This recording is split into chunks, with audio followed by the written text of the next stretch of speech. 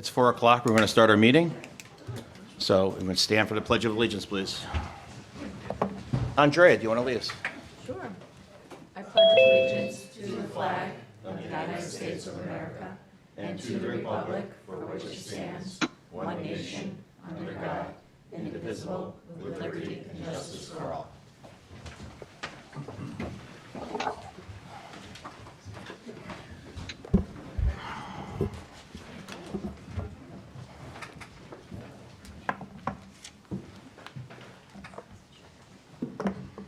All right, we're going to call for public comment first. So if anybody here inside would like to make public comment, please state your name, address, and you have 5 minutes. You can step up to the podium.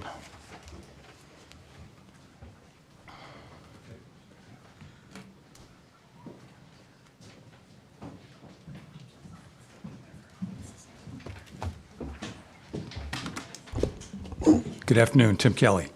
I know most of you have day jobs and limited time or energy to do much research, so I want to share some facts related to your hearing today. The biggest component by far of our school budget, as you probably know, is personnel expense. Salary and benefits represent over 80% of total cost. This proposed plan before you adds 13.5 more headcount into the school budget. The superintendent is, of course, correct in saying that if we bring people on board, then we have to pay them the contracted rate. In the past 5 years, Farmington Schools has added a total of 40 more employees with essentially the same enrollment. We seem to be in a pretty good band on enrollment, a couple dozen. Today, we employ 15 more FTEs, teachers, than we did 5 years ago. With the same pupil enrollment as we expect this coming fall. And we have 35 more FTEs than we did 10 years ago. This typically happens by, adding a couple 4 every year, maybe ask for 6 and settle for 3, but it does add up. I can't go through all of this for you in 5 minutes, but let me give you an example from this year's request. In the face of our stretched financial position, the school department has announced that they plan to hire a new high school teacher to teach culinary skills, cooking class. They want to resurrect an old program that was deprioritized and closed over a decade ago.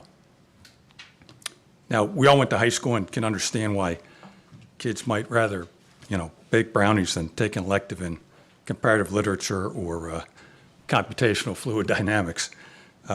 But, is that really our vision of the global citizen? And, people who move into Farmington pay $500,000 for an existing house, maybe over $750K for a new one. When they pay up for those homes, is that what the parents are really prioritizing? I think we all know the likely answer. Next topic, director level salary costs are projected up 50% year to year. This adds over $500,000 to the budget. These are not people who teach in classrooms. In the past 4 years, we've increased our director coordinator headcount by 40% and are now asking for more. The superstructure in our school organization is getting a little heavy. By the way, almost half the employees of Farmington Schools are not certified FTEs.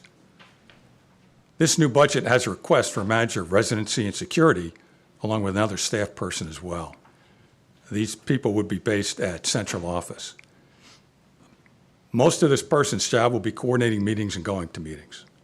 They will probably do strategy documents, PowerPoint presentations, and submit the monthly TPS report. This position is not going to make anyone safer. If anything, it risks diffusing responsibility in a very critical arena. There are 2 basic areas of school security. One is facility. We have an experienced facility director with a significant security budget. And the other, obviously, is personnel. We have Farmington police officers dedicated to our schools. They're fully trained and armed, and also our security and hall monitors. And residency issues really need to be focused at the neighborhood school level, not in some central office building. Now, the average district in Connecticut spends 6% of their school budget on special ed, while Farmington Schools spends almost 3 times that percentage. Special ed is now the second largest school we run. It begs a lot of questions. 1 minute, Tim. Yep. Clearly, this is not sustainable. We do have a new director in place, so hopefully he can get us a more sustainable path.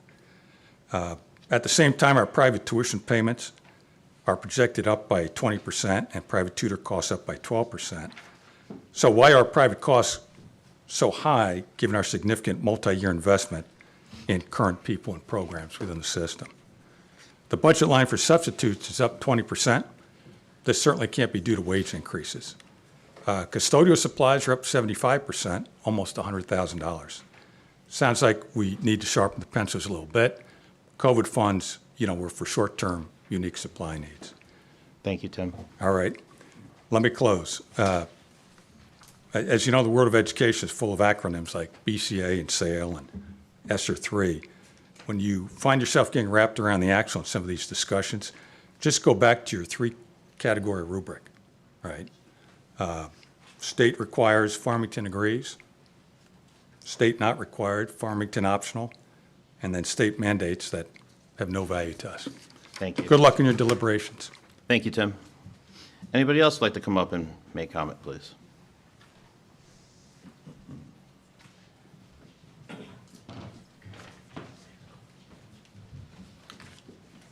Call first. My name is Liz Sanford. I live at 18 Mountain Road. I am here as both a resident and a proud Farmington Public School employee. I love working at Noah Wallace School. I've been doing it for 15 years, and there's not a lot of people who would come back 15 years to get a whopping $120 a day. That's what I get paid as a building substitute. And I would like to explain some of the things I do.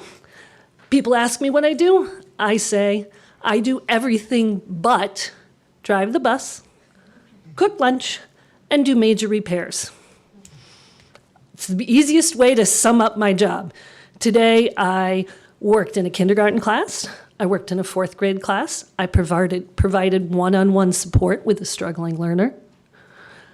I even had to be prepared to ensure that child and the rest of the children's safety. So, I'm getting paid $120 a day to do that. Our schools are vitally important to this community. People move here because of our schools. It's on every billboard and piece of communication. We are a top-notch quality district that other towns wish to emulate. I fear that we will begin nipping away and carving out and, oh, this really isn't important, or that's not a priority. Budgets are hard, I know. I live my own budget. But our children are our investment in the future. Our children are still recovering from the pandemic. Yes, I know people say, oh, that's cliche. Come and live in our district every day. The need for mental health services, the need for one-on-one para support.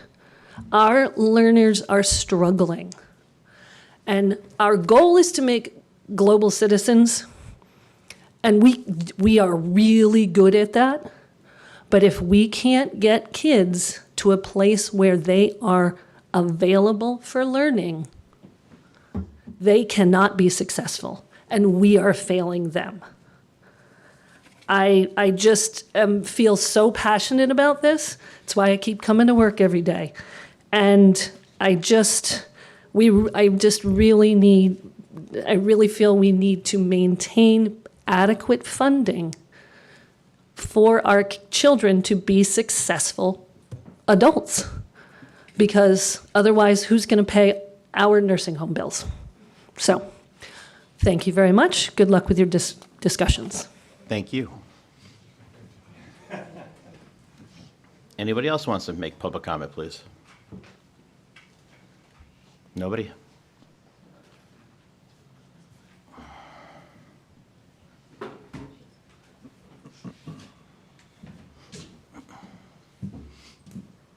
My name is Mark Simpson. I live at 12 Gillette Way, and I sat here last night listening to the discussions between the Town Council and the Board of Ed, and I would like to refresh your memory if you don't remember.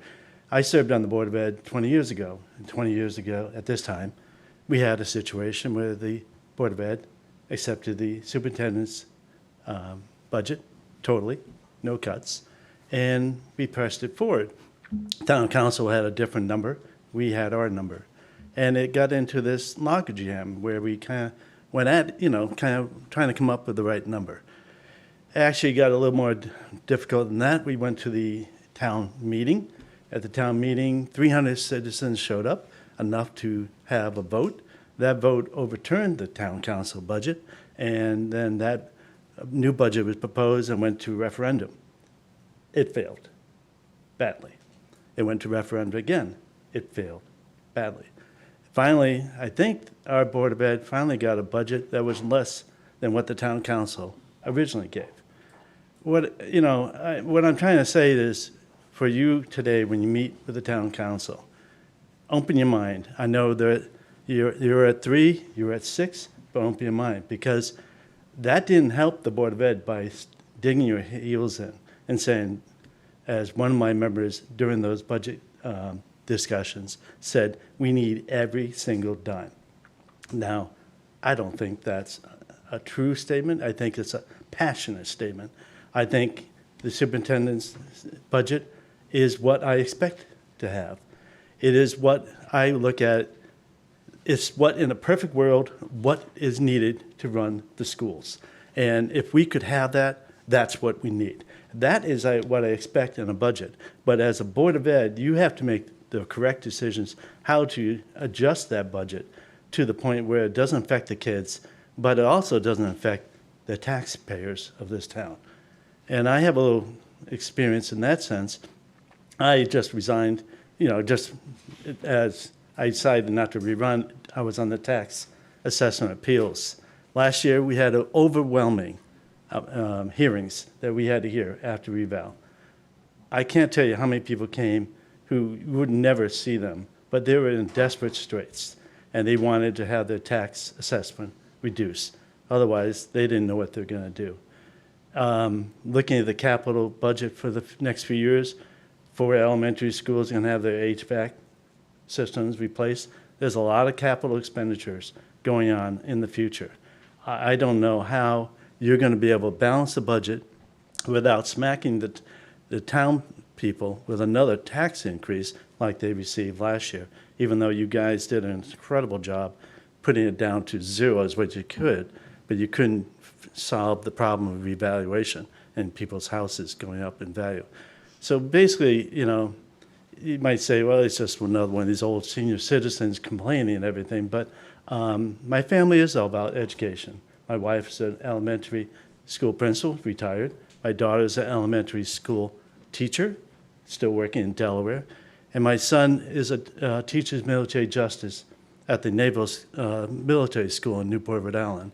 So everyone in my family does do something in education. In my case, if you can't teach, I guess you run for the Board of Ed. I guess that's the way you do it. But I just want you to think about it. We were in the same situation 20 years ago. We had this, nope, it's us against them mentality.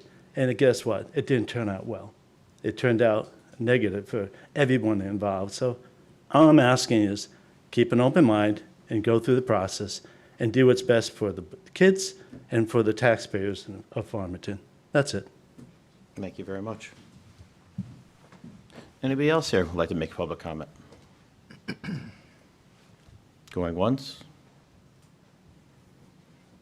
All right, anybody online? We do. We have Marcus Fairbrother. Hello, can you hear us? Yes, hi everyone. Can you hear me? Yes, state your name, address, Great. and you have 5 minutes. Thank you. Yes. Marcus Fairbrother. I'm at 12 Candlewood Lane here in Farmington, actually right behind the high school. Just real quick, all I really wanted to say was I'm encouraging the town council to accept the school board budget. You guys tasked the Board of Education to come up with a budget. They're obviously the ones who know the needs best. And they put together a thoughtful and responsible budget that really aims to improve student outcomes. It addresses both the fixed costs and a lot of things that have been deferred in the past. So it seems like it might be a large budget, but really it's really aiming at the student outcomes, and it's a thoughtful and responsible document. So I just wanted to encourage the town council to defer to those who know the needs best. Thank you. Thank you. Anybody else online? I do not see any other hands raised. All right. Is Patty there? Yeah. Is Patty on? Patty's online. Okay. You're up, right? Yep, I'm here. Excellent. All right, so if there's no other public comment, and we can move on to item D. Keith. Come on. Thank you. I make a motion to consider and take action on the proposed fiscal year 2024-2025 budget. Second. Thank you. Superintendent, if you want to come on up, and your team. Joey, while they're getting set, you wanted me to just talk about the procedure tonight a little bit? Please. So tonight, we are going to meet with the school board, and if, depending on how long it goes, we do have some sandwiches, if we need them. If not, you can take them home on your way out.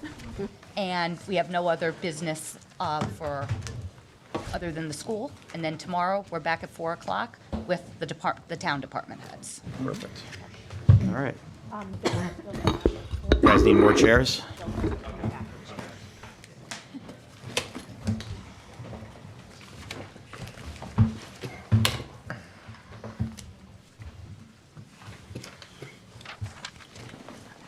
All right. You need me. Thank you. Well, first, thank you. And thank you for the Board of Ed for all your hard work. Thank you to the superintendent and her staff. You guys have been doing a phenomenal job for the last 26 years I've been involved in this town, so you've been awesome. I look forward to working with you guys collaboratively. I strongly believe that we all want the best for Farmington. We have a spectacular town that we all love. But I'd like to address just a couple points from last night. It's important for everybody to remember that the town council is the financial board for the town. It is our job to balance the needs of the town and the tax impact on all residences and businesses. It's a difficult balance because we know the needs are real, but we also know that our decisions have a real financial impact on our residents and businesses. And the council wants to be clear. We have never made any suggestion that the superintendent has ever presented an irresponsible budget. We know that we have one of the best superintendents in this state of Connecticut. And from right here, a pretty good vice principal at another school too. Yeah. You mentioned, and we all agree, we have one of the best school systems in the state, if not the nation. This wouldn't be possible without the town council adequately funding the school year after year. Each of us campaigned for a new high school. There was understanding that the tax increases needed to remain at or below 3% in order to afford the debt that would build the state-of-the-art $145 million school. Even with that understanding, it's our financial forecast projected that there would be few years where debt of the high school would drive up our tax rate. That time is now. But as a financial board, it's our job to work as hard as possible to keep the tax increases reasonable. We understand that last year, both the town and the board made significant reductions in the budget to mitigate the impact of the reevaluation. It's going to be difficult to restore all reductions in this fiscal year.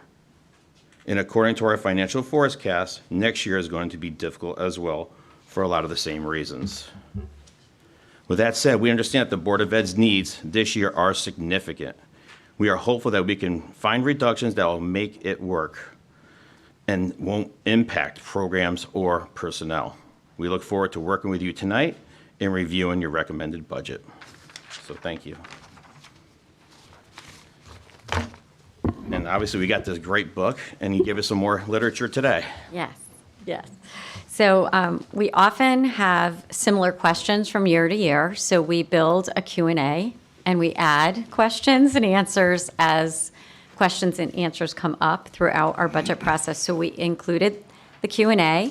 We also provided the PowerPoint for the Board of Education's recommended budget and our capital PowerPoint, just so you had all of those things in front of you as we go through the section by section, a review of our budget recommendation. Scott Hurwitz is our Assistant Superintendent of Finance and Operations, and he will provide an introduction to each section of our budget book. I feel like we probably should do introductions across the table just so that anyone who is newer will understand the roles that each one of us play. So all of you know me now, so we'll start with Sam at the end. I'm Sam Kilpatrick. I'm Director of School Facilities. I'm Beth Haber. I'm the Business Manager. Good afternoon, I'm Scott Hurwitz, Assistant Superintendent for Finance and Operations. Hello, I'm Kim Nguyen. I'm Assistant Superintendent for Curriculum and Instruction. And I'm Matt Ross, I'm the IT Director. Thank you. Fabulous team, and we're very we're looking forward to this review and any questions that you might have. So I'll start off, and we'll have the PowerPoint kind of go through each of start with the 100 series. So start there. We're going through the book now, not the packet you gave us, right? So let's get everybody caught up. So the book, if you have it, for the 100 series. So we'll make a stop on each tab along our way there. So thank you, Superintendent Greeter. I know the council had an opportunity last night to hear the Board of Education's 24-25 recommended budget from the superintendent and our board chair, and we're looking forward to walking you through the budget book this afternoon. Overall, the Board of Education is requesting $80,468,995,000, constituting an increase of $4,531,773, or 5.97%. And as the superintendent alluded to a moment ago, we're going to go through each of our large buckets that comprise of our overall budget. So we call those objects, and we'll go object by object as we've done in the past as well. We'll start with salaries, then move to benefits, services, supplies, equipment, and then dues and fees.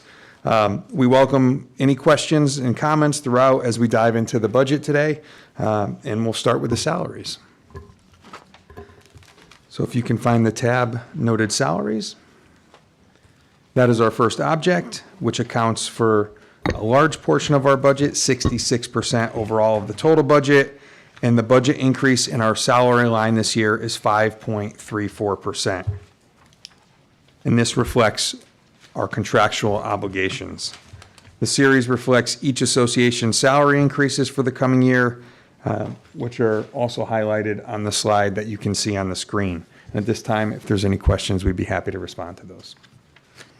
All right, just give me a second to go through the pages here really quick again.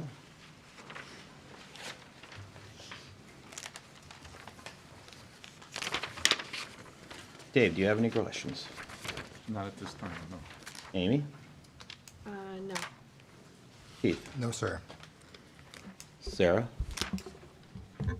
Can you just explain in a little more detail the added positions to the director line? Absolutely.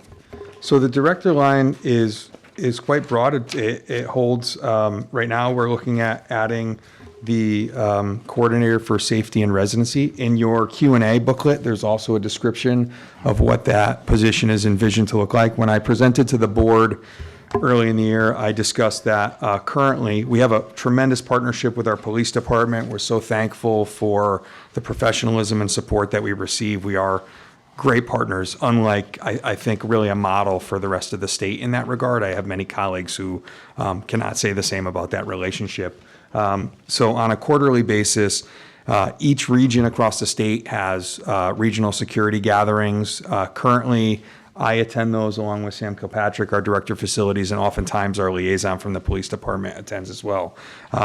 when we look around that room, we are surrounded by towns that are much smaller than ours oftentimes, and they're represented by their director of safety, security, whatever, they might have a slightly different title or variation. And so it's something that has become quite common across districts. It was a request that we made last year that was cut from the budget. And I think it's not to say that our team isn't capable of working through these things, but it really is an incredible priority and something that requires consistent focus, and we feel that position can do that. If you look in the Q&A, you can see a variety of the roles and responsibilities. Residency currently sits under the Special Services Department, and our school principals do work on residency, but they're also the lead learners and leaders of their schools every day, and they have a number of responsibilities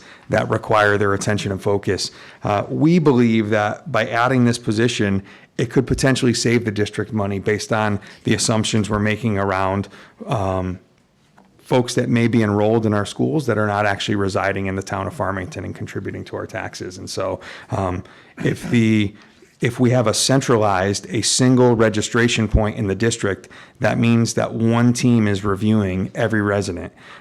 When folks move in, and they're not homeowners, they sign residency affidavits, and so we would have one single office reviewing those. And in the event that that individual is able to identify, say, six non-residents attending our schools, it would likely pay for itself at that point when you consider the cost associated with educating students in our district. Certainly, we're happy and thrilled with the great students that we have here, but it is an important step we believe the district needs to take, and that's just a part of the job, right? The other part, again, would be managing our security protocols. Soon, we'll be meeting with the council to review our audit. Is in its final stages, a 10-year audit on safety and security. This, we've already been told that is one of the top recommendations that's being made by our auditor as well. So something that we take seriously, but that is the main driver. We also have, I don't know if Matt wants to talk about the end user technician in the director's line as well. Yep. So as part of a multi-year staffing plan, I've been proposing an additional end user support position. This position is the boots on the ground in the schools, servicing our teachers and our students. They service the Chromebooks for all of our students, all 5,000 some odd Chromebooks we have. It's part of building belt and suspenders within my staffing to account for whether it's just turnover, but also the increased volume in end user support. Because a lot of our back end systems are virtualized, we've seen that shift to a lot more of the work that we do is that end user support. So there are currently 2 individuals that hold that role and cover the entire district.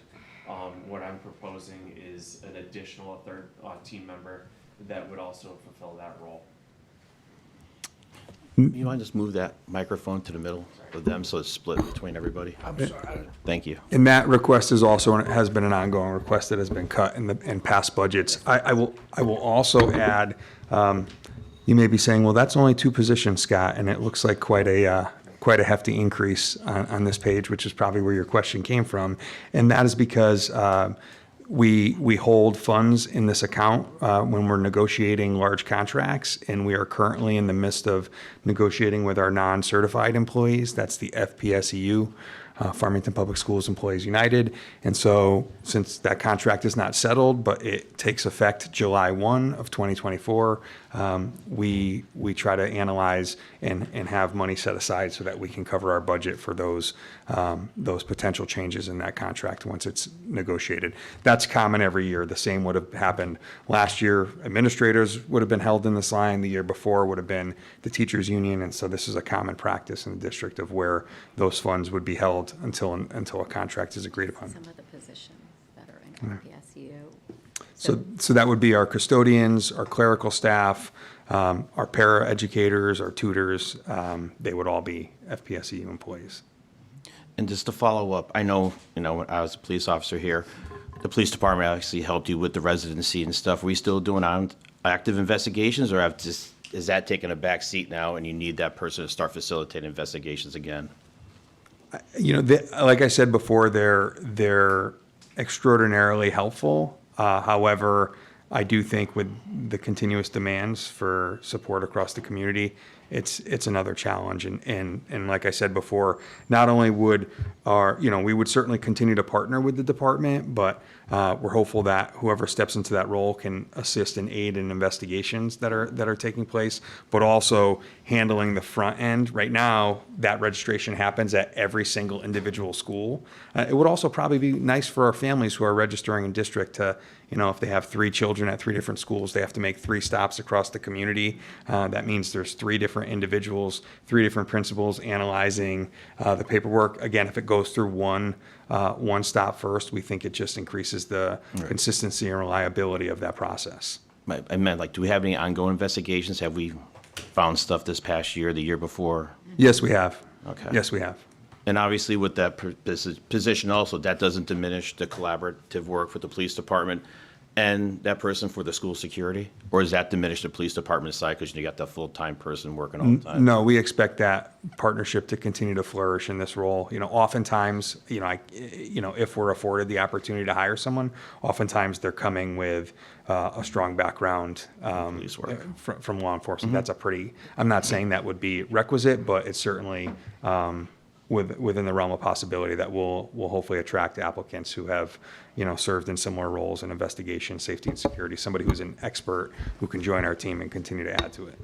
Yes. Hey, Joe, I want to kind of piggyback on what they're saying. And from the board's perspective, this is a position of high value for us because, while it may not necessarily be a dollar for dollar savings, it's really more about helping us properly allocate resources across the district. When you put the residency burden on the individual building principals, that's just another piece of the puzzle they've got to put together on a daily basis. And so that's a challenge for us.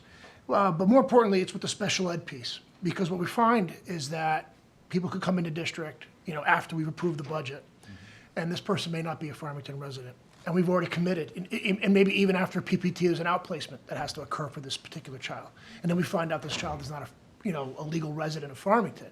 We've spent, like I said last night, between 5,000, as much as 100,000, And so what the board thinks about this position is it's kind of a response to you guys to say, look, this is a place where we're leaking costs, and this is a place we can tighten it up.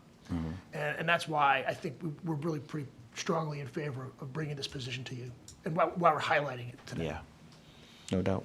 Is there a guess on how many students we think there are that, I don't know, is there like a, in what you guys do, is there like a district standard of a percentage, in a district where you would expect there to be kids that might, or students that might be coming from a different? I'd be reluctant to put a number on that. Yeah, I can tell you that I have, when I looked into this project, I've partnered with, communities that are surrounding us too, communities that we might, and they are extensively busy. There are businesses set up to attract these types of activities to happen, and they are happening.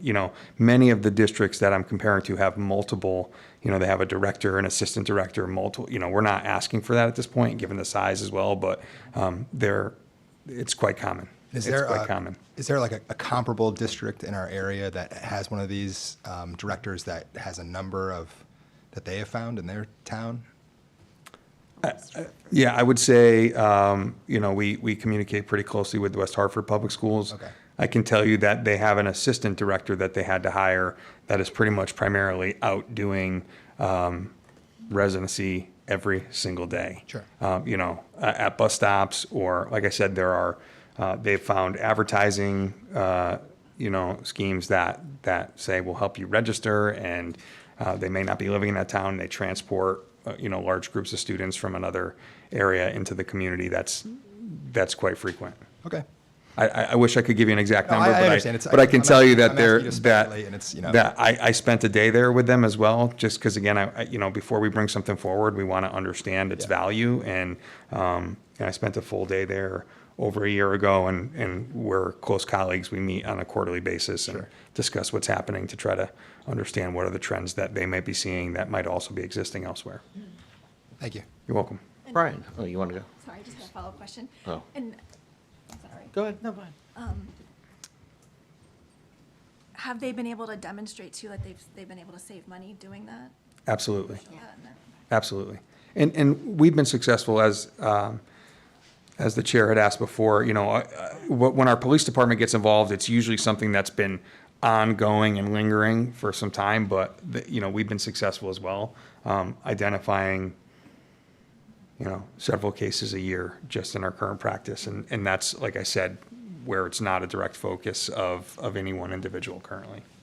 And to be clear, it's not actually a dollar for dollar saving that goes back into the general fund. It's, as you know from your time, right, when we're funding special education, we're taking money from somewhere else in the overall approved budget and then having to put it towards that unexpected expense. So that's really how we see this as a cost savings for us. And that, we can really be hew more towards the actual approved budget than what we kind of do now, which is kind of put pieces together of a puzzle when something like this happens. Got it. Brian? Oh, thank you. And thank you for that. It's good to know that this is what makes this such a strong school system, that we do look at these things. My question for you is that Farmington is a unique town. We're not the same as every other town. We have our own individual needs in this community, and we have experts that are helping us assess those and make recommendations for what we should be doing, which is how you put this together. So I'm kind of curious to know, what is not in this budget that has been recommended that you have done to kind of keep costs down? I mean, not everything, but just a, big picture thing. What is not in here that is you trying to be reasonable, and what are we not getting that we need? Brian, can we follow up with that after? Let's go section by section, unless Oh, there's something yeah. particular to the directors. Yeah, I was talking for salaries. Yeah, Or okay. in terms of what we need in terms of staff, just for staff. And you're right, I do have that question for other things, but I'm talking specifically to staff, like what teachers are we not getting or staff that we need? So I'll start by saying our principals know that they should come in with low budgets. It's something that we set up as an expectation. We do really focus on excellence in our academic, educational work, but also excellence in budgeting and fiscal management. And I've been here 15 years, and that is something that I have been very committed to, is trying to bring in budgets that are reasonable. So because I model that, everyone along the line is doing the same thing. So there are things that our principals would like to have, and they don't even bring it to us because they know we said this is going to be a difficult year. We're coming off of ESSER not being available to us any longer. We're coming off of, as I said last night, reductions last year, some of which was put on ESSER and now has to come into the operating budget. We also have a bus contract that, we really focused in, listened to our community about some of the challenges and went out to bid. And we will have a new bus company in this coming year, but we're going to have new buses, and that costs additional money. You'll see in this budget that there is around $800,000 for that. We would estimate we would have been at about $500,000 for the increase anyway if it were status quo. So it's a little higher than that this year. So we knew all of those, and the economy. So we knew all of those things were happening. So our principals came in already trying to have lower budgets. And some of the positions that they had recommended, it could be like a new science position at the high school or different requests that they've had. We had said, it's not this year. We can't do it this year. I think a lot of what they've asked for in equipment, we said no to. So it was around $500,000 that we cut from their original proposals. But they already came in as tight as they could because they knew it was a challenging budget year for all the reasons I mentioned last night and what I've just talked about now. Thank you. I'll just share an example. I do think, as the superintendent alluded to, I know they meet with our Assistant Superintendent Kim Wynn, along with our HR coordinator. They go to every single school and they listen to lots of ideas from principals around where we continue to see needs. But they, along with this team, heavily scrutinizes what we put forward into our budget. We take that responsibility seriously. When I was the principal of the high school, we continue to see our computer science demand and numbers grow and grow and grow. We have more and more interest in those offerings. And so there was a proposal that didn't make it forward for an additional computer science teacher in the past. We have a new department head this year at the high school, and that department head, again, being very thoughtful around how to approach it, looked at every single teacher's background in the department and began to look at, is there another way without adding FTE that we could expand the computer science program? And they were able to find opportunities to have teachers certified or be able to teach in the computer science program. So the program is growing, but we don't have a request for an additional FTE because they knew we're adding a brand new high school, a beautiful state-of-the-art high school with a culinary program. That program, unfortunately, we're gonna have to say no to a lot of kids. We were halfway through the registration process and we had over 300 students just through 2 grade levels applying to be in that class. So you have to make those tough decisions though, right? And you also have to look creatively around how you can meet the needs of our students. And I applaud our department head for doing that and understanding that, we're gonna ask for what we think are the highest leverage, highest need positions at any given time. Well, thank you for doing that and finding solutions without adding staff and just putting staff where we absolutely need them. I think that's important. Thank you. Patty, you have any questions? Yes, I'm looking at page 15, which just has the summary of the staffing by category. And we've talked about the directors, and Scott just mentioned the culinary. But I was wondering if you could provide a little more information on some of the additions, such as at the elementary school level. And also, some of these are identified as coming off of ESSER. And I guess my question is there a reason they were funded by ESSER to begin with, as given the purposes of ESSER and knowing that eventually they'd have to be back on operating? Sure, I think Kim and I would be happy to respond to that. I can talk a little bit about the grant funding side, and then I'll have Kim talk a little bit more about the positions that are actually proposed. 1.7 of, and so that doesn't mean 0.7 of an actual human, but based on how much they teach, the fraction, we had actually planned last year to remove all of our certified and non-certified staffing off of ESSER. I do want to commend our team here for that thoughtful approach and how to handle. You may read about the fiscal cliff. Many districts are in the position, again, surrounding us of, eliminating 20 or more positions in those districts that they've held on federal grants for the past several years. It's a dangerous position to be in. We've tried our best to put one-time costs on the grant or short-term costs so that we weren't in a position where we were adding to our budget coming off the grant. Unfortunately, we all know it was a very difficult budget year last year. We had proposed to move those positions. So these are existing positions. For several years, we had proposed to move those onto the operating budget, but just were unable to. We had an additional year of funding and we're unable to do that from the previous year. So that is why part of the increase is coming off the grant. Like I said, we strategized to not be in that position, but unfortunately we're unable to do so. But I'll hand it over to Kim to talk more about the actual positions. Thank you, Scott. I'll speak about the positions that are proposed in terms of the way in which we're responding to student need. And the first is an English language learner teacher. You see that we are bringing into the operating budget a half-time of a position and then asking for an additional half-time to support the very large numbers of students and families moving into this community who need these services. Our demographics are changing and we have an obligation, we are mandated by the state to provide language learning services to students, and we're doing it as efficiently as we possibly can. But our numbers are growing every year, and so this position is there to really provide the services that we are mandated to provide. The culinary teacher, I think as Scott mentioned a moment ago, I think this was part of the community's interest in when we decided that we were going to open a new school. This was a program that was beloved when it was here and sad when it had to be eliminated. And so bringing it back, I think you can see in terms of student interest and student demand is an exciting opportunity. And we've built a facility with equipment and space for a culinary program. And so we need a teacher to teach it.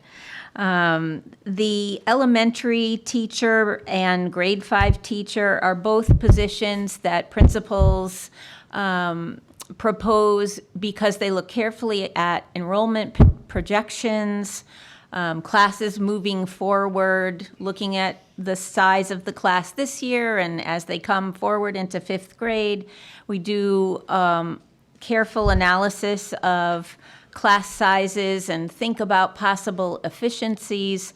In answer to your question about, what's something that maybe we decided not to bring forward, there was a request for a 6th grade elementary teacher as well.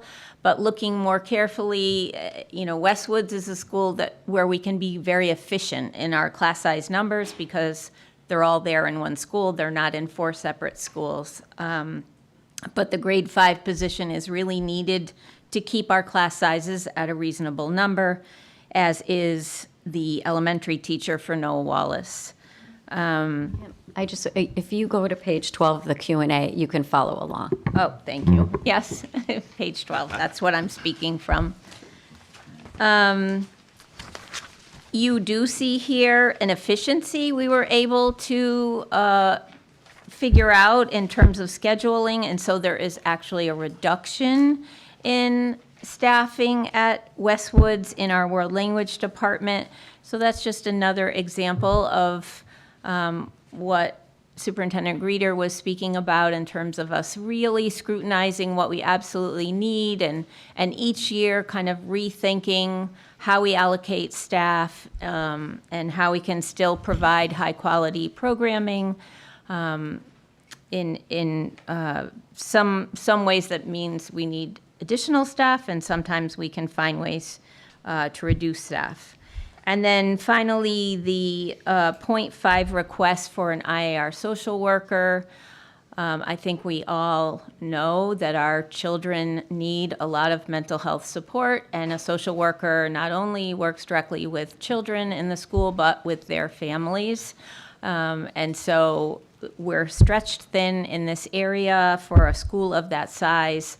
And so we're asking for an additional half-time social worker to really respond to the caseload that, we see through our data review and what the needs of our students and families are. So those are the additional positions that we're asking for. The section that Scott spoke about were the movement off of grants and including the ESSER grant. And I'll just add, substitutes is on page 13 as well. So I did want to address that. I read an article in late January. This is not our budget story, but the superintendent of the Greenwich Public Schools actually called out substitute teachers as a driver of their budget. It's almost $1 million they're asking for in substitutes, and that is a common trend you're seeing around the state as well. Coming off the pandemic, the health needs of adults have grown exponentially, and if you look at our monthly financial statements, you can see that our substitute line continues to be an area where we're really being pushed because of the health needs of adults, and this is not a Farmington trend. As I said, it's really something we're seeing probably nationwide. I can only speak for the state in terms of the need for qualified substitute teachers to step in for teachers who are on extended or prolonged leaves of absence or health-related leaves. And so not only that, so we were using ESSER funding to help help with our need for substitutes during that time, but that need is showing a trend of continuing, along with an attempt to try to make substitute pay competitive within the region as well. So I just thought that was worthy of noting also. I Scott, you actually anticipate my next question. Patty, I wanted to jump in and also kind of answer your question if I could a little bit. Thank you.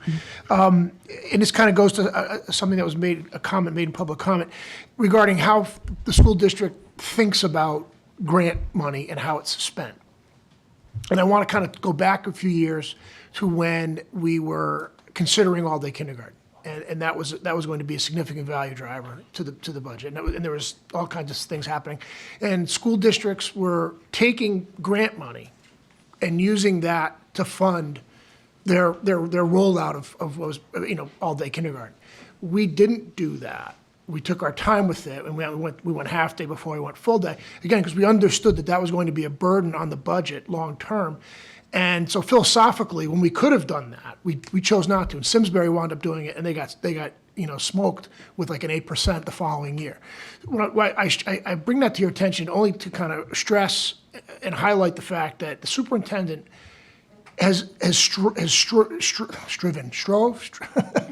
strived during her tenure and educated the board, frankly, in why putting things on grants and then with the expectation that we'll just roll them into operating in a future year is bad business. It's bad financial planning. And so when we have the ESSER situation that you have here, at the end of the day, it could have been so much more challenging if we weren't as responsible as we were thinking about this money. You have 2.7 FTE coming off ESSER. That's really the answer to the question I think that you guys are asking.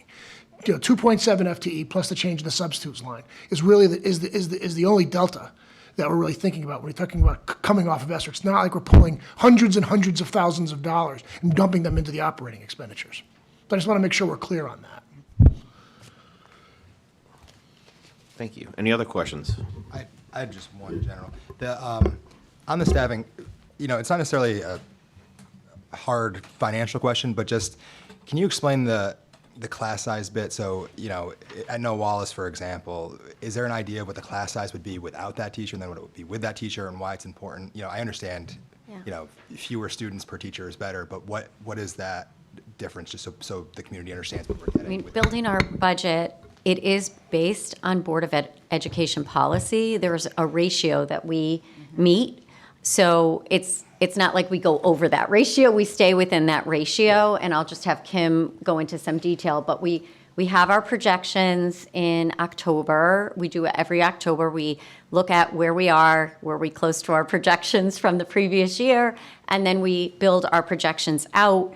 And that is really the foundation of how many teachers, classroom teachers, we're going to need at the elementary level. So I'll just have Kim. So our policy states that we would not exceed a ratio of 19.5 students to one teacher across all schools.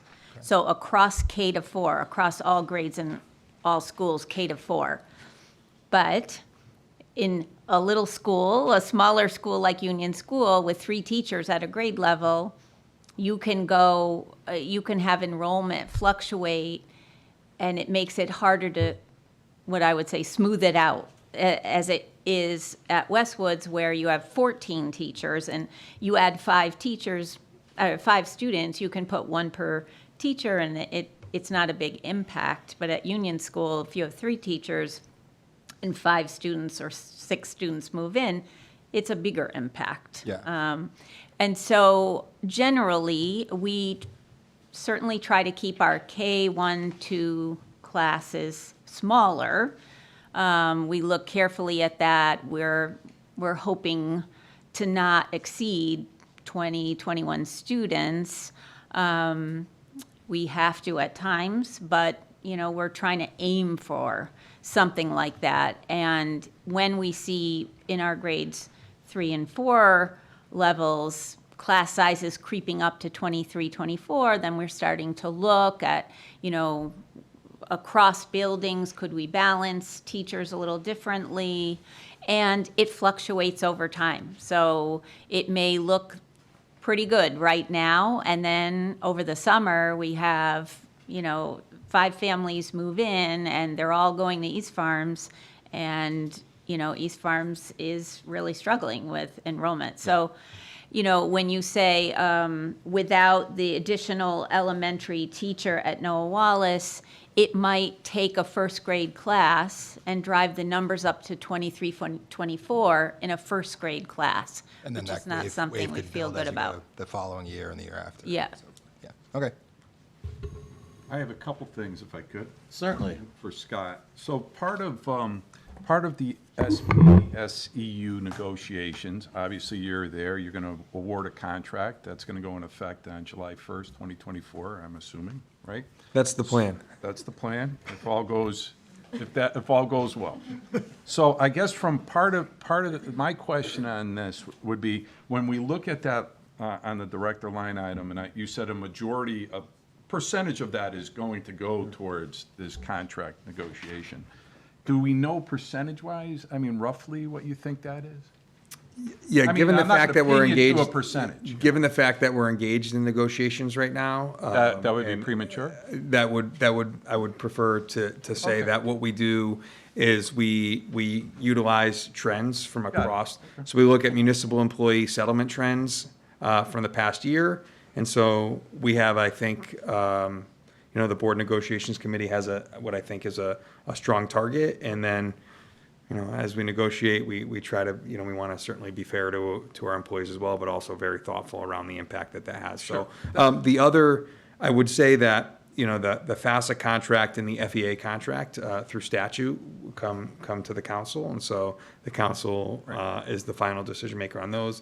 There is not that statutory obligation. So when you asked in the beginning, July 1st, we hope not to be, there are some districts for their non-certified contracts that go well into the year and then end up settling back, on those. We're moving right along and we set them early so that we can hopefully just start with a settlement for July 1. But, Yeah, no hard dates, no hard percentages. You're in the negotiations. Correct. But that gives us some view. Do you know how many ears this opened up? Like, what number? All right. I know. The other, right. You show all your cards here. What else you got? Well, if they could get their whole budget, it wouldn't be a problem. It still would be a little higher.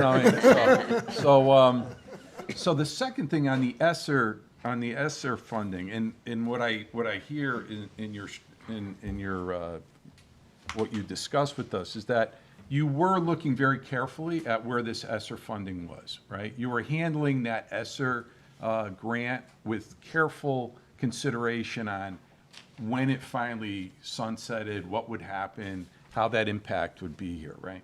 And obviously with the cutbacks from a year ago, the significant cutbacks from a year ago, some of those things, just the strategy kind of couldn't be fully implemented, right? Because at the end of the day, you had less money, so you were looking at the fact that you had some more federal funding, a little more along on the timeline, and here we are. Yeah.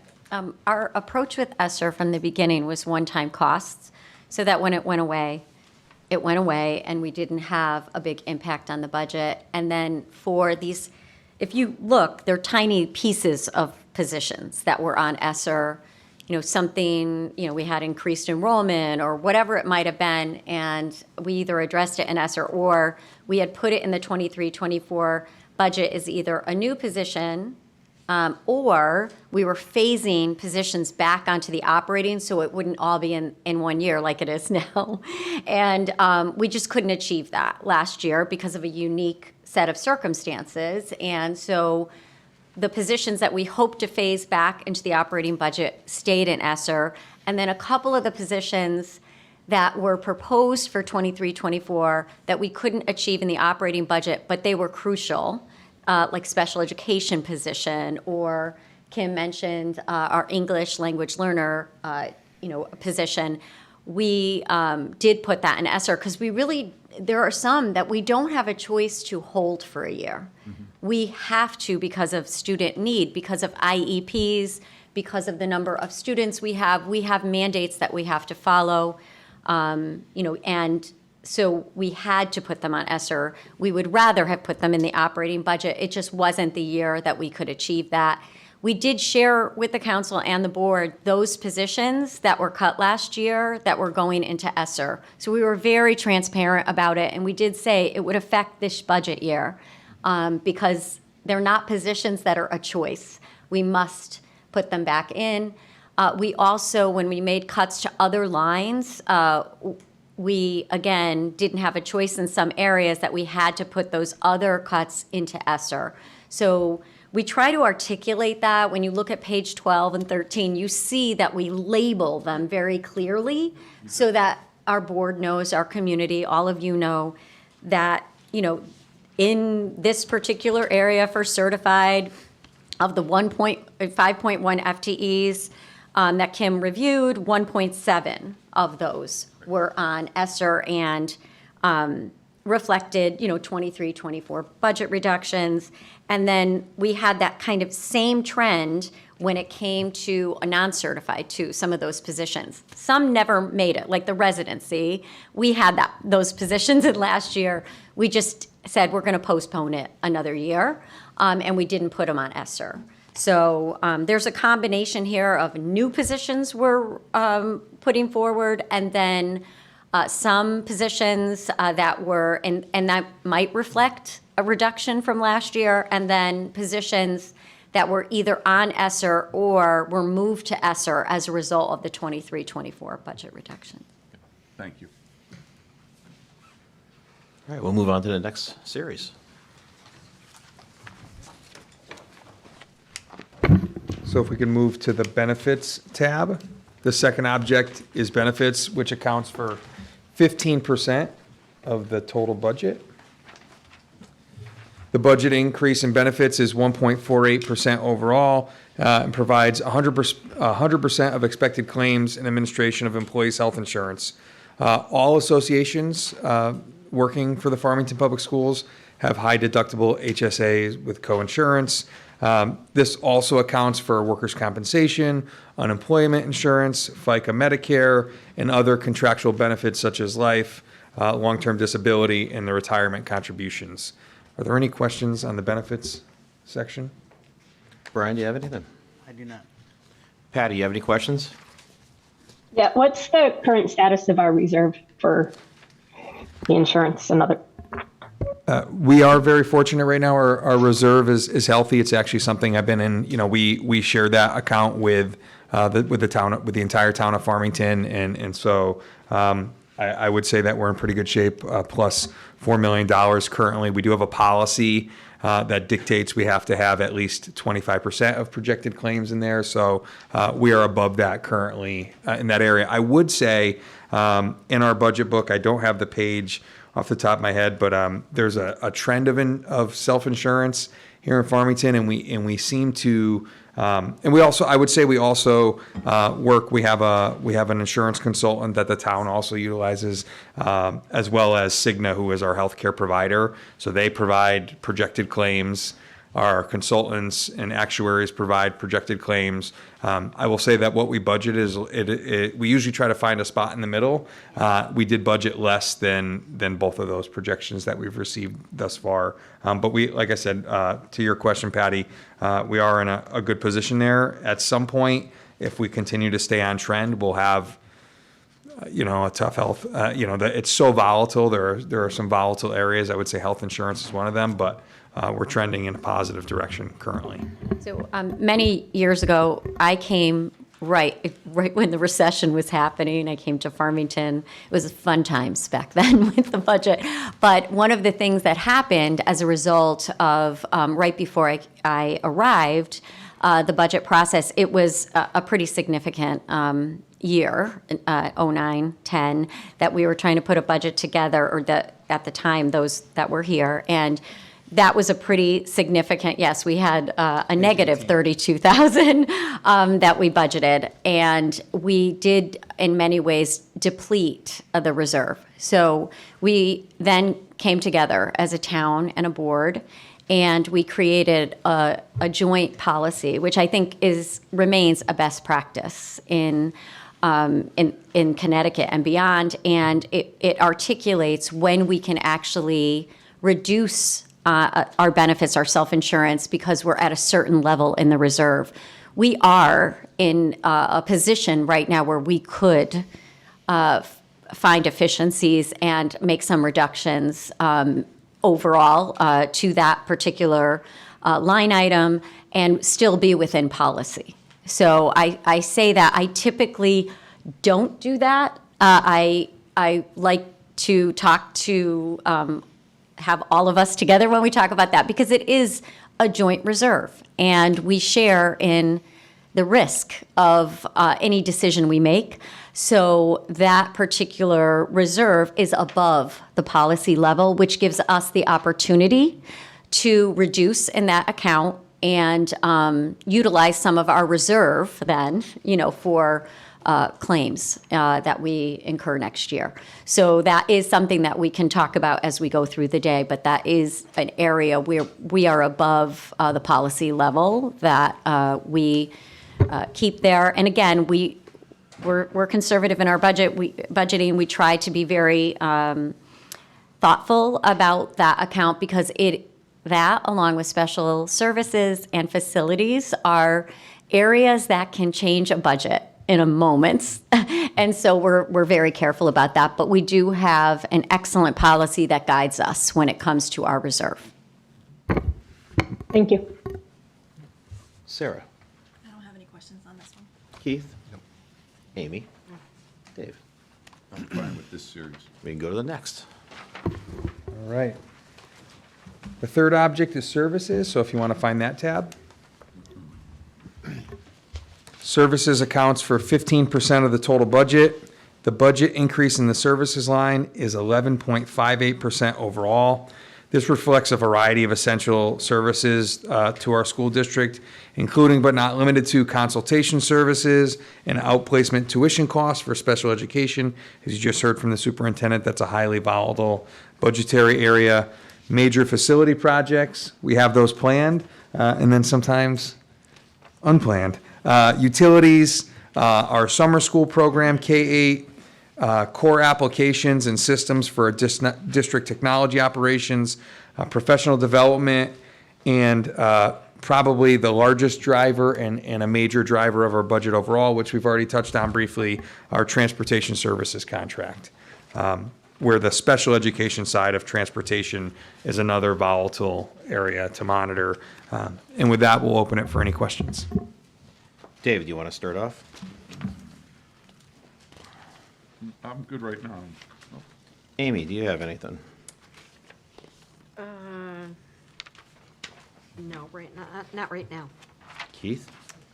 I have another sort of just, I understand the necessity, but I just wanted to hear explained just for the sake of just knowing what the money's being spent on. So pages 29 and 33 in here, there's increases for professional education services. It looks like it involves children with special needs, and is this some of the cost of like outplacement for students, things of that nature, or? No, there's public and private tuition lines that are that would cover that area. This is quite a large area, so it does account for the need for specialized program and consultation.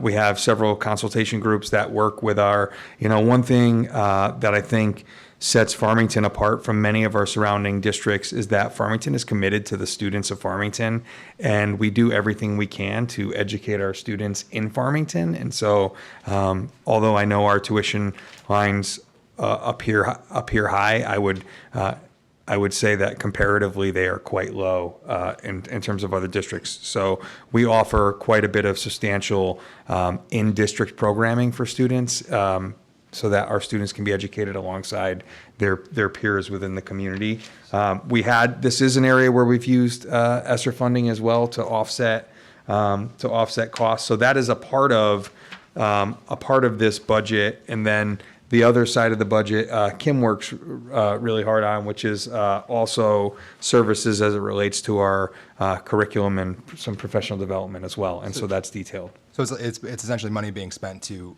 help keep students in district as opposed to being outplaced. So the opposite of what I said, basically. Yes. Okay.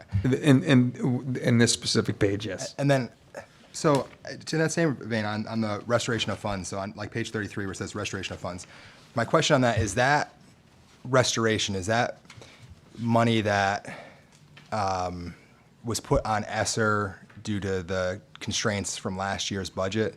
I'm assuming, correct? So, but I guess my bigger question is, was that budgeted 2 years ago and then would have been gone away had we not put it on ESSER, or was that something newly added last year that was then put on ESSER? Do you know what I'm saying? Okay. You want to take that one? I think some of what we mean by restoration of funds is that we made a choice to reduce in our curriculum development and professional development lines last year, and so we did less this year. Okay, yeah, so And so- in previous years, you had closer to this amount. Yes. And then last year, to keep that equivalent, you put some of that on ESSER, and now you'd like to go back to where you were. Right. Correct. You know, we expended out of our operating a little over 177,000, and you can see we were cut in this area last year, so we budgeted 158,000. So, you know, exactly. Thank you.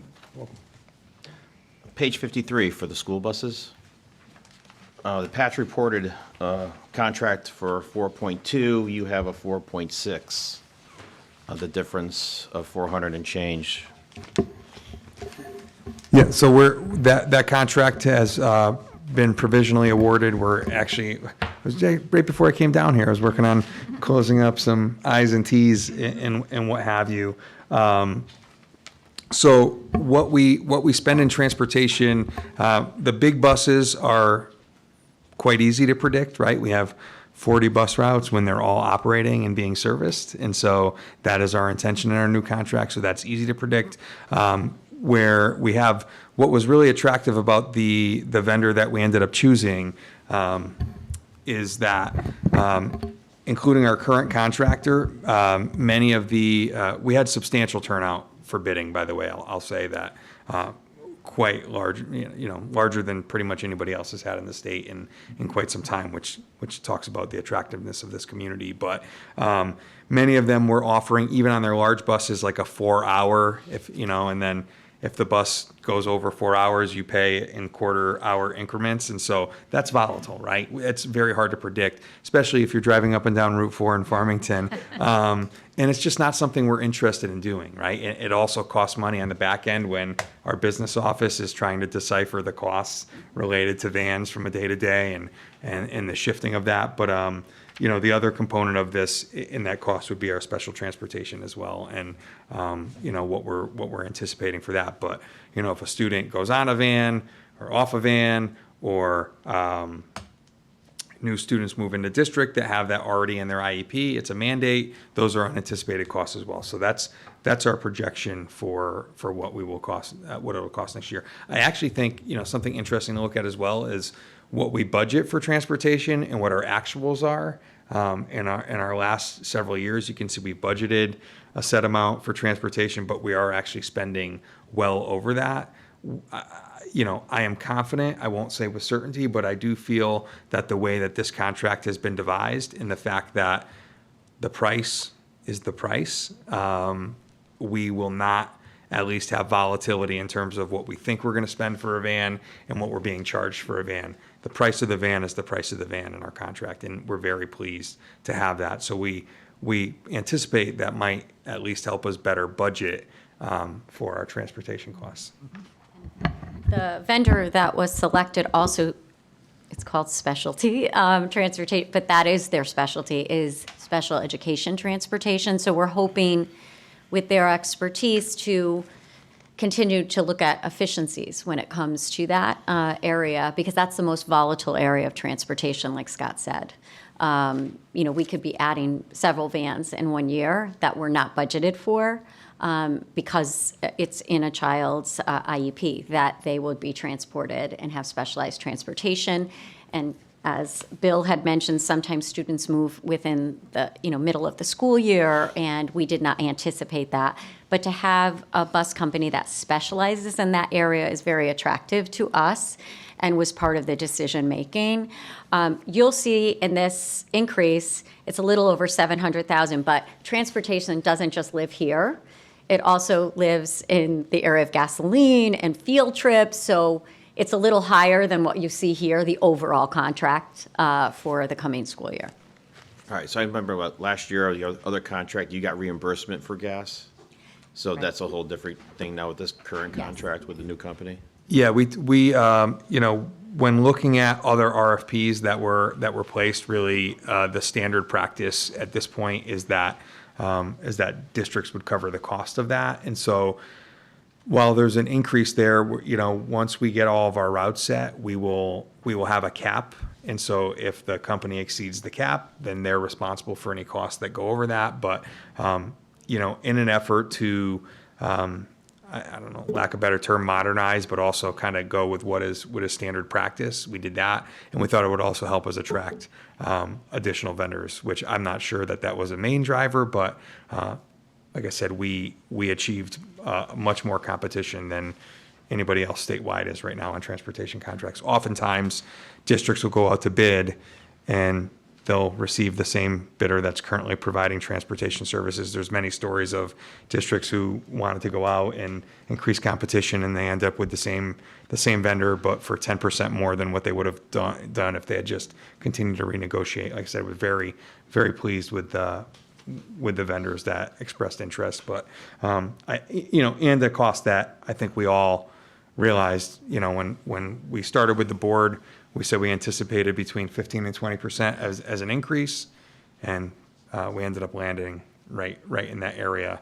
Again, with almost every single vehicle that will be driving our students next year being a brand new vehicle, with Farmington Public Schools labeled on the side, with 4 cameras and audio in every bus, and video and audio in every van. And so that is, we think, safer and reliable transportation, which is what our community has been asking for. Thank you, Sarah. I had some questions on the building repair section. On page 43, I was just curious, I know it's less than it was last year, but the high school, repairs to the high school. Given that we'll be in a new high school next year, I was wondering if you could kind of explain what those continued costs are. The costs at the high school specifically? Yeah, on page 43. So, I did go through anything that is warranted or is the responsibility of the contractor, going forward, we did take out of the budget. That does not mean,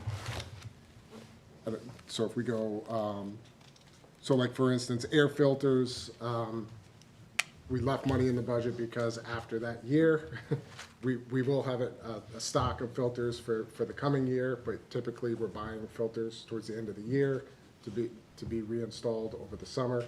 So that is one thing that would stay in there.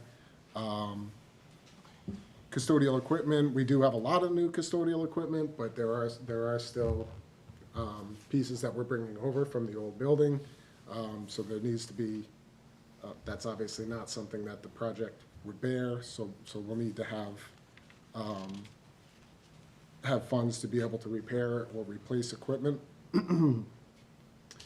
Chemical waste disposal, that's an ongoing cost, so that's every year, like science labs that have chemicals, we use chemicals, we have to properly dispose of them.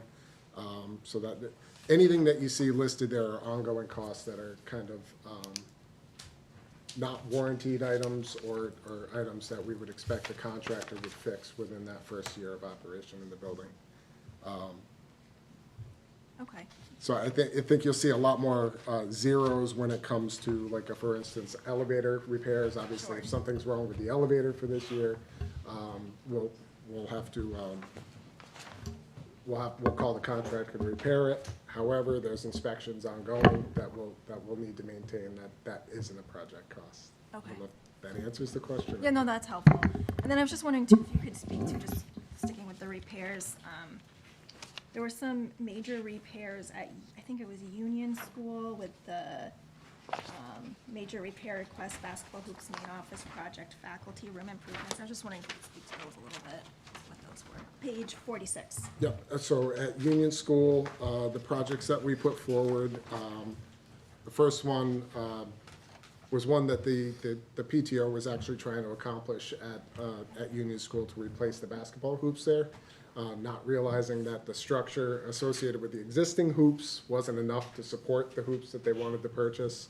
And it was well out of the budget there for them to be able to do that. So that cost that's associated there is for a more modern basketball hoop, one that raises and lowers. So with younger kids, you'd want to be able to lower the hoop as well sometimes, and also provides the proper structure for a new basketball hoop of that size.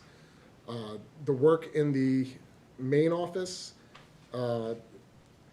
was actually reduced from a project that was taken on at the front entry at Union. They had intended to do kind of a modernization of the office there with that project, but the budget didn't bear it. So we're trying to start to look at that to clean up a lot of the walls that are in there are covered with years of conduit being run for different things. So we're trying to clean that up in anticipation of using some security dollars perhaps to reconfigure the entry and exit of that office as well. Some grant funds to be able to provide some new furniture at some point as well. And then the teachers' staff room improvements. There's a kitchenette, I guess you would call it there, that's well past its lifespan. It's something that we want to replace there. And then we're also looking to redo the carpeting in there because there's kind of an island cabinet in there that once that's removed, we'll have to redo the flooring, but the cabinet is kind of not helping with the function of that space as well. So we'd like to have that removed to have a little more open space there. Okay. And then if you don't mind, I just have, since it's all in the repairs, page 50, I was curious at the moving contingency cost, only because I wasn't sure what that was. If you look at page 50, it's the very end. There's a, 50? Yeah, moving contingency cost, and I didn't know if it had something to do with moving to the new building, because it was just, I thought those costs were covered under the new building cost, but maybe I don't know what it is, so. So a lot of obviously the costs of moving from one building to the other building, that is definitely within the project scope. We also have some moves where we're taking fitness equipment from the current high school to Irving Robbins so that our students will be able to use that over the summer. That is kind of a project cost as well. But there's also furniture that we'll be moving out of there that potentially might not fit within the budget of the project move. So we're identifying furniture that is not going to be used in the new high school, but is adjustable and able to be used in other buildings throughout the district. Matt has a lot of technology that he's taking out of the old building to be redistributed throughout as well. So there's some costs there that we wanted to earmark if we need to be able to. So obviously, if we can do it with the staff that we have, then we'll do that. A lot of things we'll be able to do it, but there's also money that we'd like to be able to bring in a mover to be able to help us with some of that. So that makes sense. So it's basically if you're not moving it to the new high school, the cost has to be separated out from the high school building if it's going to maybe a different school. Am I understanding correctly or no? Yes, with the exception that the program that we're moving from the high school to Irving Robbins is kind of that's in order to get the project done. So to me, that's project related because it's, we're doing that so that we can evacuate the high school so that they can demolish that building. So that's kind of a project cost on that one. Yeah, I was just gonna say, put everything you can under that, that project. Patty, you have anything? Sarah actually asked the questions I wanted to ask, so no, I don't. All right, Brian, I'm good. anything else? Just one quick thing on the bus contract. So if I heard you right, Scott, you looked at you looked at different RFPs that have been out there, and like, that's kind of how you, the RFP that Farmington put out there.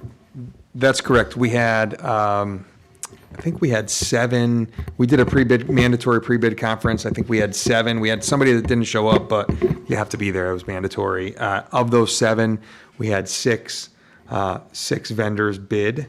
So they presented proposals. We then reviewed the proposals.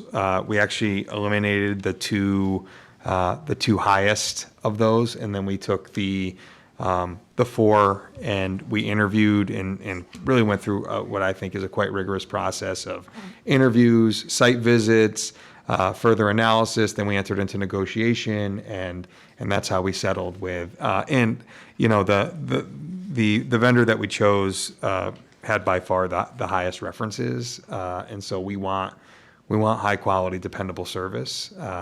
You know, it's a major function of the operations of our school, and so we're hopeful that they'll deliver on that, and they have everywhere else they've been. And the length of the contract? It's a 5-year contract. Our original RFP was a 3 with 2 additions, with 2 additional 1 years. Two vendors proposed an alternate bid of a 5-year, which lowered, I think for them, you know, when they're buying 45 brand new buses and, you know, 28 brand new vans, that they want to ensure that and our objective would be to have a long-term successful partnership. They also, you know, we also mandated that those vendors identify a location in town so that they can pay taxes back to the town of Farmington for the vehicles that they own. So that is happening as well. Great. That was my last question. Thank you. Very good. All right, next series. All right.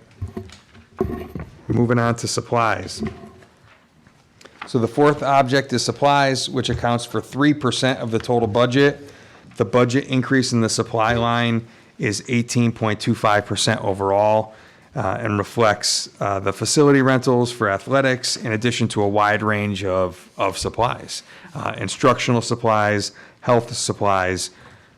Probably going to get some questions on the custodial supplies, which is a large increase, and we're happy to discuss that. Computer testing, textbooks, library books, and audiovisual computer materials as well. And really, you know, there is, you know, as we know, going to the grocery store, as we all do, what things cost before is not what they cost anymore. And, you know, I think Sam did a really good job. I don't know if you have that stored in your memory, but Sam did this exhibit of what it costs for paper towels and toilet paper, you know, 5 years ago or 6 years ago, and what those costs are today. And those are driving costs in our supply line. But happy to answer any questions that might be out there as well. Brian, you want to start? May as well start with the custodial one. Would like the detail on that. Thanks for leading us. And I saw it's for ESSER and stuff, so. Yeah, some of the items were definitely on ESSER that came off over the last couple of years. But the analysis that I did was looking back at the cost of paper, the major drivers of custodial supplies, paper towels, toilet paper, garbage bags in particular, and the price of those alone have averaged around 110% increase between 2021 and 2024.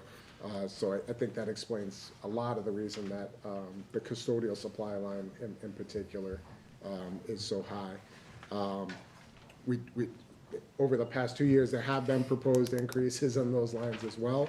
I think, you know, so while it's a big jump this year, it is a trend that we've seen and we've tried to address in the last couple of budgets.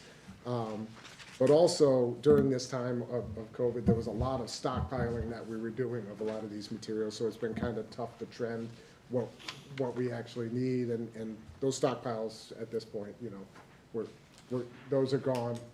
We don't have the stockpiles anymore, so we're back to kind of that monthly purchase, and it's a little easier to trend. And so what is budgeted there is based on what we're actually spending.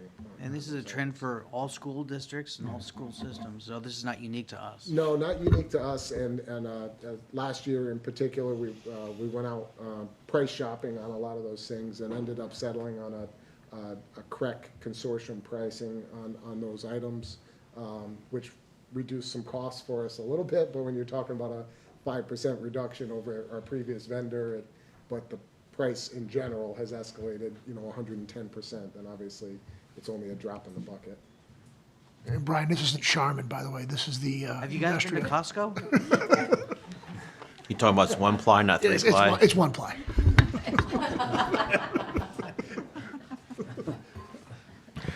Any unfunded mandates in there from the state? Let's think. In the supplies area. All right. Patty, you have any questions? Yeah, I think Matt's there. The technology line, could you provide some more explanation on the changes there? So the majority of the increase in the technology is the restoration of ESSER funds. We moved some things back onto ESSER that we had proposed last year to take off of ESSER. That same approach of, we had one-time costs during COVID where we were bringing in new software. Every year we go through a process of reviewing the software that we're using that supports the curriculum. Some things come off, some things stick. My goal over the 3 years of ESSER was to phase that out and keep the stuff and move it to operating. Last year the goal was to complete that process, and given the unique circumstances, we put stuff back onto ESSER. So it's coming back onto operating for programs that we have decided, we've deemed useful to support our curriculum. At the same time, we also made reductions in terms of pulling software out of our portfolio, but in the end, it still balances out into a net growth. Anything else, Patty? Thank you. Nope, thank you. Sarah? Yeah, can you kind of just give a similar explanation? I'm sure it's probably similar, but for the instructional supplies, that's a over $70,000 increase, page 67. It's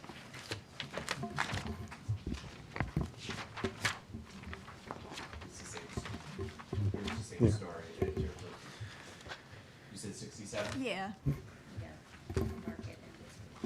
Yeah, so we're looking at, I think that was an area that we cut pretty significantly last year as well, in addition to the escalating costs that we're seeing, along the same lines of paper goods. Paper in general is a great example of an item that is just astronomically more expensive than it had been in the past. And is that something else that you kind of work to buy in bulk or with groups to reduce rates and prices?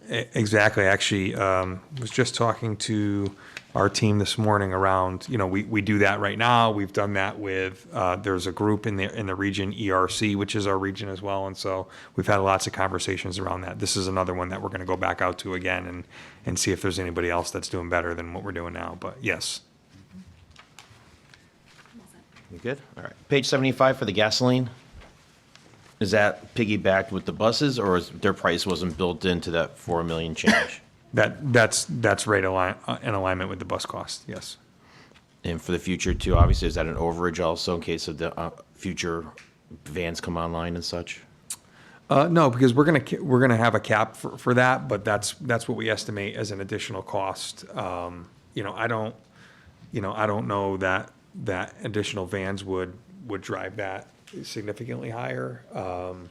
But that is the additional cost of what we will have to pay next year as a part of our contract. Thank you. Keith?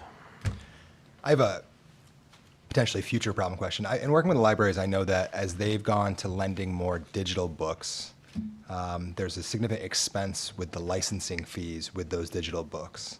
And I'm sure that we are going much more digital, as we should. Is that a driver in this budget, or do we just foresee it as a driver in the future? Overall, I mean, we've made some pretty significant shifts just in the past 10 years. I think there are annual increases that we see because it is a subscription-based model. Yeah. The library media specialists have done a lot to work with consortiums. We just signed up again with the Connecticut Library Consortium, which provides us with some additional discounts. There's a small membership fee that's involved with that. Yeah. We work closely with the public library as well. in areas where we can collaborate with them. In a lot of cases, that's not possible. It's either K-12 licensing or public library licensing. But I think we've probably seen a good share of this shift, and now what we're seeing is the ongoing subscription costs. Yeah. What's happened post-pandemic is a lot of technology-related companies have increased their annual increases.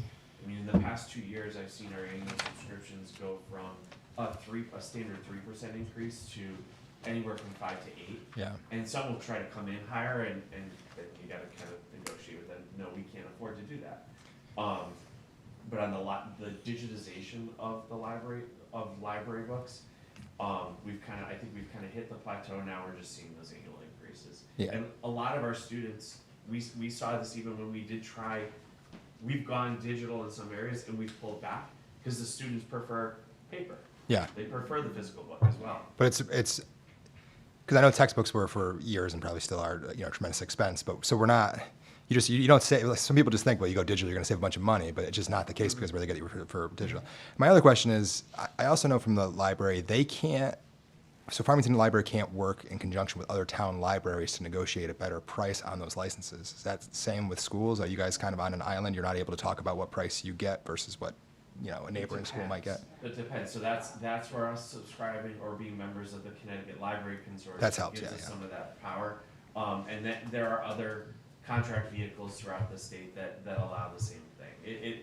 It's kind of more of a case-by-case basis. Okay, thank you. Amy. All my questions have been answered already. All right. Dave. Yeah, I think it's a minor thing, but the student activity and athletic supplies, it's an increase of 5.96 change. I was just curious, obviously, I'm assuming just like, you have the summary there, game day officials, their daily fee is definitely going up. Yeah, I actually wasn't on that page, and in my head I was going, I think that's the officials that are driving that. And then, thank you. Yes, that is, that's for CIAC, interscholastic athletics, the cost of officiating games. So it's game day costs and operations, but a large driver of that is officials' fees. Anything else from anybody? Yeah, Joe, I've got one other. Go ahead. I know that there's been a push in the legislation on the right to read and the changing curriculum requirements for reading. Is that it? Are there costs associated with that for the district? Are they incorporated in this budget? Are we waiting to see what happens? I'll start, and then I'll let Kim jump in. That's a great question. There are districts that are on the hook for hundreds and hundreds of thousands, if not millions of dollars for this cost. So that would be a good example of unfunded mandate. I don't have a complete answer. It depends. We were actually discussing it earlier in the week. We meet on a regular basis to review all of our grant funds and expenditures, including ESSER, to make sure that our budget is in line. So any grant that we receive, we actually call it grant review. We review all of our grant funds at one time. We did receive, as did many, I think every town, we received just shy of $200,000 of grant funding in Connecticut. We also, part of one of the programs mandated through or suggested through Right to Read, we had already invested in through ESSER one-time funding prior to the legislation coming through. So we hopefully have strategically navigated that to not have that $500,000 to $1 million cost associated with our district. Kim, I don't know if you have anything else to add, but that's the latest position as of Monday this week when we were discussing where that was going. Right, absolutely. We're still in the process of reviewing programming, but we feel really good about the new programs that we've added thus far using ESSER funding, and there is a strong possibility of selecting a particular program and using the digital parts of the program, maybe spending money on the books for the students, but not needing to make this massive investment in terms of teacher manuals and all of that. So we're really looking closely at each of the programs that are proposed for districts. But at this point, our director of curriculum feels like sort of the biggest cost has been accomplished, if you will. So I think we're in good shape right now. You all set, Patty? Yeah, thank you. Anybody else? Next series, please. All right. The fifth object is equipment, which accounts for about 1% of the total budget, and the increase in the equipment line is 6.38% overall. Are there any questions as it relates to equipment? Brian, do you have anything? Just a question on the Chromebooks, which I see in the high school and I see in Westwoods. I don't see them at Irving Robbins. So that aligns, we do a Chromebook refresh at the K4 level. We do a refresh each year for students that move from grade 4 to grade 5, which is why you see it in the Westwoods. I allocate it there. And then I also do a refresh of 8th grade students going up to 9th grade, which is why it's in the high school. So it lives in the grade level in which they're entering.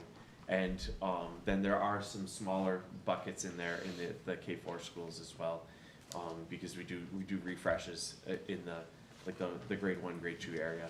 Okay, that was going to be my other question. Did we move these things around so other students can use them? We do. Excellent. Yep. How do those Chromebooks look after 4th through 8th grade? Jeez. That's why it's a 4-year refresh.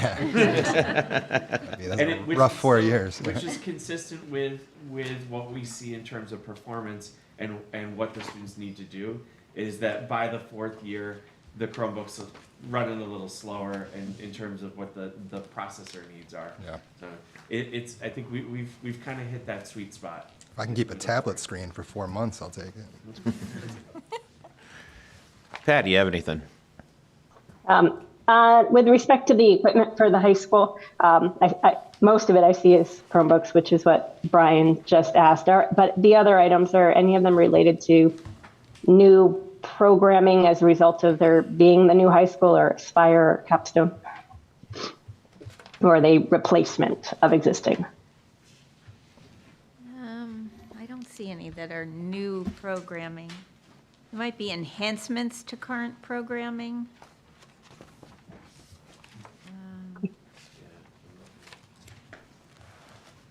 Most of that's covered through the project, like the culinary is covered through the project. It's all in the project. The culinary costs would be in the project. Thank you. I don't have anything else. All right, Sarah. I just had a quick question about the Chromebooks.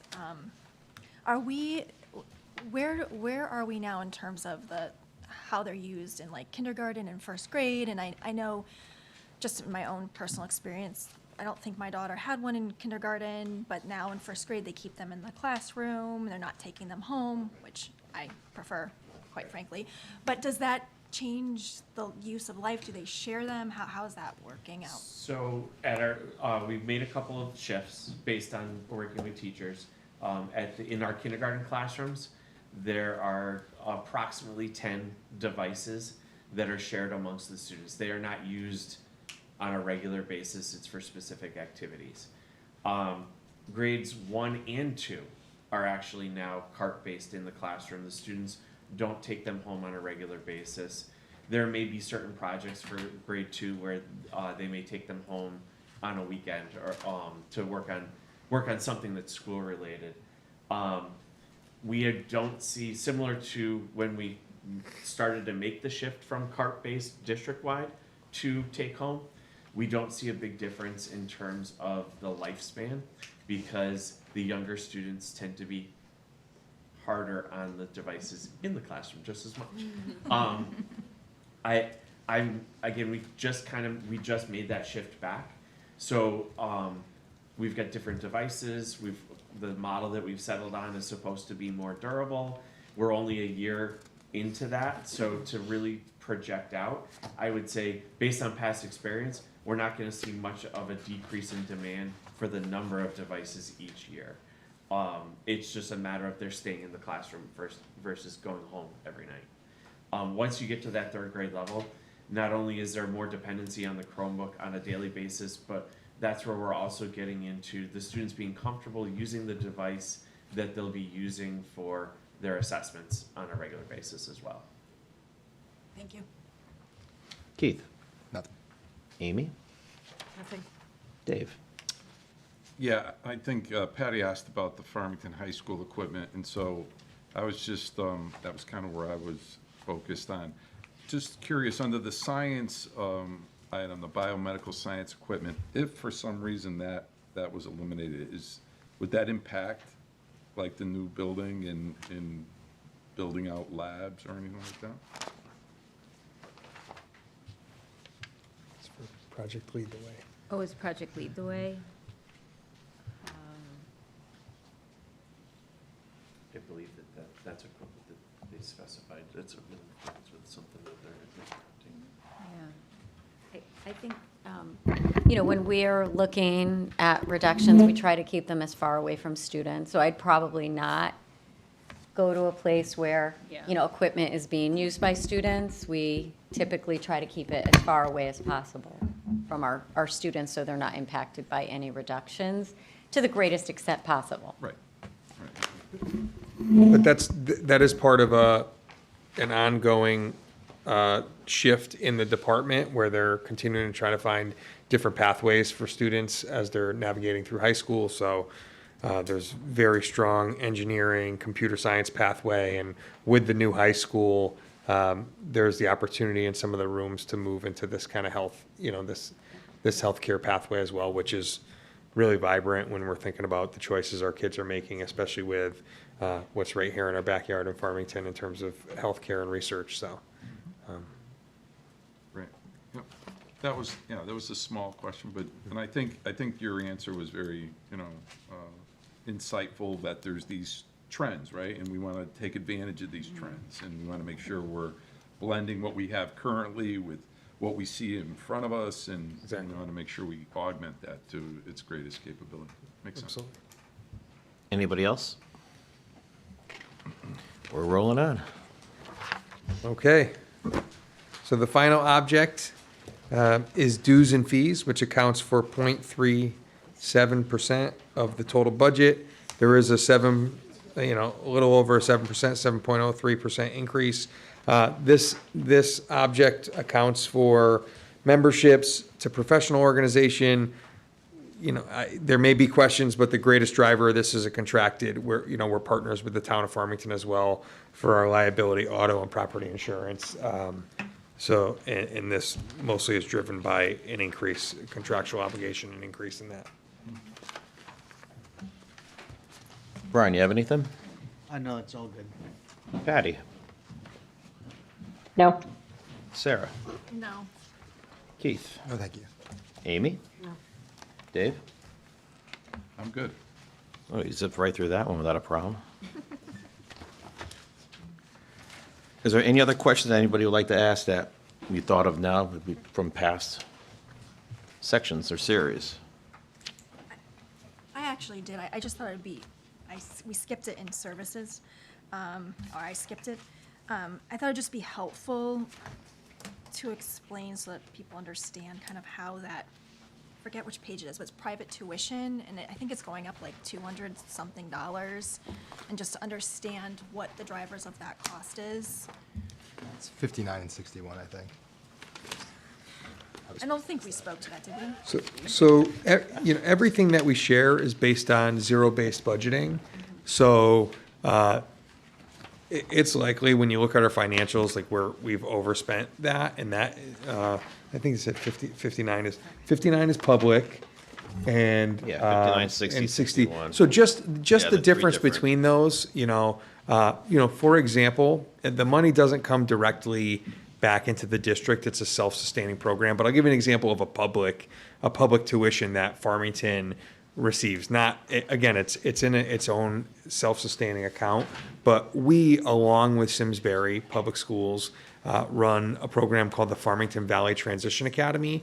These are for our students who continue education through age 22. That program is currently housed in Bloomfield. It's been in West Hartford prior. We're hoping to have a move in the near future, closer closer to the district in Avon, but that is a wonderful program. So our students who would be a part of that program from Farmington, Simsbury students who would be a part of that program through age 22, and then off the top of my head, I want to say 9 additional districts right now have partnered. So that's a public, we run that as a public school district, right? We share that cost jointly with Simsbury, and then districts that choose to also apply and enroll their students in that pay tuition for their students to attend that program. So if we were not part of the group running that and we were having students attend that program, we would be paying, that would come out of our public tuition account. So there are many districts, there are other districts we have from time to time, although not anymore. We've had a couple students who might tuition into one of our specialized programs, but that's not our main operation is for Farmington students. But there are other districts across the state who operate programs that have students attend. Our magnet schools would be another example, of a public tuition. So students who are outplaced and attending a program that is run by a public district would be in the public tuition line. And then there are many programs as well that are offered throughout the state that are privately run. So that's the delineation between the two. But the driver is really whether or not we have students who have mandated IEP, recommendations from the team that has them attending another school. And so the projected cost right now is based on what we know at the time of students who would be attending either a public or private tuition program. And then that amount, if you look at the description, we've already reduced it. It's actually a much higher amount, but we reduce it by what we anticipate getting in excess cost. So any student whose services cost more than 4.5 times our per pupil expenditure, the state would pick up that cost. Unfortunately, they're supposed to pick up 100% of the cost. They typically will pick up about, 65% of the cost above 4.5 times our per pupil. We wish that it would be fully funded as it was originally promised, that students that, because of the services they need, it costs us more than 4.5 times. So anything over 4.5 times, we submit to the state, and then they reimburse us about 70, sometimes 65%, sometimes 70% of those costs. So we already reduce our budget by that. So we anticipate, okay, these are the students that would cost over that amount. This is how much over. And so we're estimating, and then we underfund our budget because we anticipate grant funding. I will say that it is something that's a moving target for the state of Connecticut. It is underfunded right now. So many districts who thought they were going to get a certain percentage this year were surprised, and they budgeted for a certain percentage. They were surprised to get far less. So they're really struggling with their budgets this year because of that. We anticipate it. We're very careful and thoughtful about how we do this. And so I think we're getting a little less than what we anticipated, but not the significant amount that other districts are facing. So there is some grant funding that offsets this account, and any other area, could be transportation too, that we apply excess costs to reduce, and we do that now. So our budget is underfunded because we anticipate the excess cost grant money coming in. So, but you're saying, so if a student needs to have that van, you can submit the bill to the state and try to get a reimbursement for Depending that cost? on, it's a lot, I have to say, it's a lot of documentation and very careful analysis of every student that, is to ensure that we're accessing excess cost to the greatest extent possible. So we have to keep track of every cost and then calculate, this is a student who's over the 4.5 times, and then we submit that to the state and receive funding back. It could be the combination of an outplacement, tuition, paraprofessional. You just add any cost associated with the services the child requires. In your build with that budget, though, then you anticipate not getting the 100% after 4.5 times? You guys, because you historically have seen that, so you have to plan on the state not kind of holding up their end? Where they do it based on, different factors of a town, of how much the town is So going to receive. it's one of those, yeah, it's the. So we are, we typically estimate between 60 and 65% because that's rather safe. Again, this year, the districts across the state were anticipating so many districts budgeted with an assumption that they were getting much more money.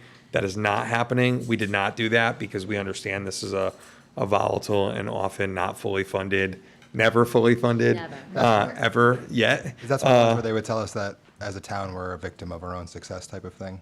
That happens in a lot of areas with grant funding. This is one of them. There's a tiered system in place where, depending on the health of your town, you received different tiers of percentage. So some districts get 80%. Yeah. We tend to get that 65 to 70%, because we're at a tier that, gets a lower percentage reimbursement. Gotcha. But I do think it's really worth noting that this is highly unpredictable and highly volatile, and we are happy and thrilled to educate all the wonderful students that come to Farmington. But, I get phone calls on a weekly basis around trends and shifts that are changing. If residents move in who are receiving service, this upwards to the tune of millions of dollars that shift, just shift without prediction, and that happens all the time. That's why part of this is important, is the education of that. Because I don't think, I think there's many residents that don't understand that giant cost. And then because we do such a good job in town, we then are kind of like a bullseye for like, well, that would be a great place for us to live because these services are there. So I appreciate that explanation. And just to piggyback off that one, I know the aids section is such a high number. Does an aide have to have particular skill set in order to be an aide with their one-on-one with these children? Or are you just able to hire anybody?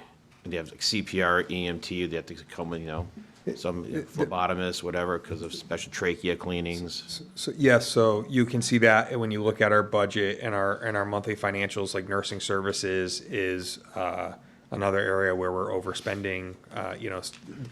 Every student gets their individualized needs met, and so depending on those needs, there are requisite skills that are required to be able to apply and be hired to be a paraeducator for the Farmington Public Schools. So educational level and or the passing of what's called a para-pro assessment. So those would be skills, the basic skills required to serve in that capacity. And then depending on the needs of the students being serviced, as I mentioned before, we have, which, Councilman Vibber also mentioned, which is attractive to many residents or folks to move into the community. We have wonderful programs that are offered for our students in district.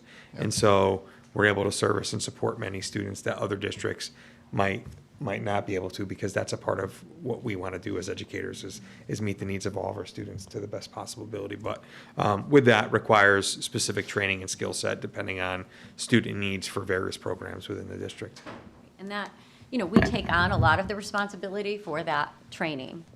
We've actually added a day to our paraprofessionals work year just for professional development. We also utilize, when we have the early release professional development days, it's a gift for our paraprofessionals, because many paraprofessionals in other districts are just not getting the time they need for that additional training, and we're able to do that through our early release professional development days. That's part of their workday. So we're able to provide that training, but we take on that responsibility of the training that's required, whether they're with an individual child and that individual child's needs, or they could be an instructional paraprofessional. We want to ensure that they have all the training they need, and we're very fortunate. We have excellent paraprofessionals, and I do think that part of that is that we have a commitment to capacity building for every member of the school district. I hate to bring it up further, but does it sometimes require the aide to go on to the transportation too with them to go to and from home? Or are these, or is that? We do have that. The other, all bus and transportation vendors also have, it's in our contract. I can't recall it off the top of my head. But there's a fee, there's also a cost for a monitor. You could hire a monitor through the transportation company. There are times where either nurses that are employed through us or paras who are employed through us will also be as a part of their responsibility be on that transportation as well. All right, thank you. Anybody else have questions? Yeah, I had a quick question on natural gas and electricity. I mean, we're going from tuition now to whether it be Sam or Scott. But with the new Farmington High School, I understand, we'll have better efficiencies and so forth. And so obviously our demand side should be, a lot tighter and, more economical. The question is, in the design of the high school and in onboarding it, has there been an incentive program from Eversource to rebate dollars? I mean, I know I've completed multiple public buildings and I've garnered significant checks at the end of the job, the rebate program. Yeah, so in addition to the Connecticut High Performance Building Standards, which is every Connecticut state school project, we did work with Eversource for basically the points that we got with the design of the building. We did get some money back to the project with an Eversource program there. In this budget, as we looked at the electricity and the natural gas, we did work with the projections that we were getting from the engineers for the project, for what they anticipated for MMBTUs for natural gas and for the kilowatt hours for the electricity as well. When you're talking about the efficiency, it should be a significant reduction on the natural gas that we're using because of how much more well insulated the building is and how much more efficient the equipment is. On the electricity side, I don't think you're not likely to see as much of a reduction in the kilowatt hours that we're using because there's so much more equipment, more air handling equipment and everything else throughout the building. But that was all incorporated based on the reduction in those amounts. That was incorporated in what we put forward for the budget. And we entered, we have entered an energy service agreement. I would say whenever possible, we look to partner with the town of Farmington to reduce costs. So we share the same energy service partner there. We do the same we're about to enter an RFP for our health insurance consultation. We did it with rubbish and waste last year. So whenever we can, we work with Joe Swecky in the finance department or the town engineer to try to come up with ways to experience cost savings collectively. Yeah, I think that's, Scott was talking earlier about our relationship with the police department, and I would say it's the same with the town manager and town departments. We work very collaboratively together. It really benefits the taxpayers of Farmington quite a bit. Again, what Scott was saying about police departments, a lot of times you don't see boards of ed offices and, central office and a town working as collaboratively as we do. So we're very fortunate because we're all committed, to trying to provide excellence in what we do, but also trying to collaborate to reduce costs as much as possible. Anybody else?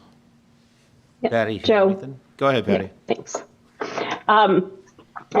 Kathy, you talked about the ECS grants, but I know another question that gets asked a lot is how open choice impacts our spending and our revenue. Could you provide a little more information on the open choice program? Yeah, there is in the Q&A, there is information about open choice. So just Which she doesn't have. we are a really proud founding district of Open Choice. It used to be called Project Concern, not a great name for it. But 2 superintendents ago, really that Bill Strike was part of the architect of that program. And so we have had over 50 years of welcoming students from Hartford to Farmington. And it's just, really a point of pride for us. So in the Q&A, is that what page? 27, Oh, yes. 28. Yep. So page 28 talks about the different tiers of funding for open choice.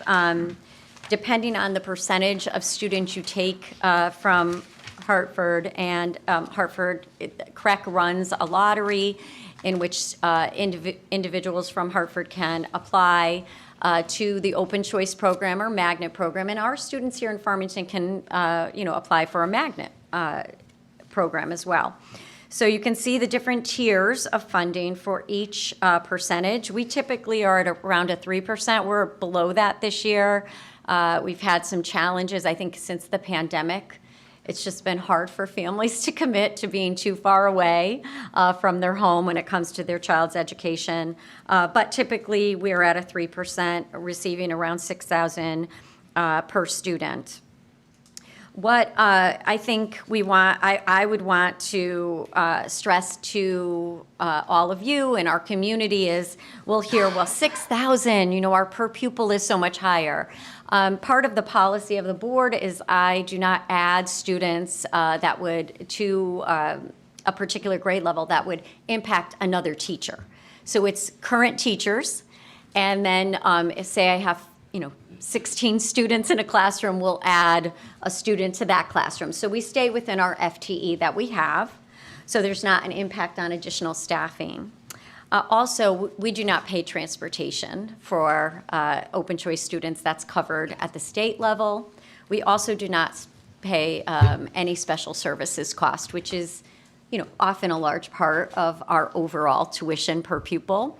It's spread across everyone, but that not having to pay for those special services, we bill Hartford back for those services that we're providing, but then we receive funding back from Hartford. So if a student requires a paraprofessional, for instance, that paraprofessional is paid by the Hartford Public Schools, not by the Farmington Public Schools. Those paraprofessionals are not part of our pension either. They are hired outside of our school district through CREC. So we didn't want to impact pension cost either. So very separate when it comes to that. We also, we utilize these dollars, these tuition dollars that we receive, to pay our magnet tuition. So the taxpayers of Farmington do not have to pay for students leaving our school district to magnets, because we do have to pay tuition for that.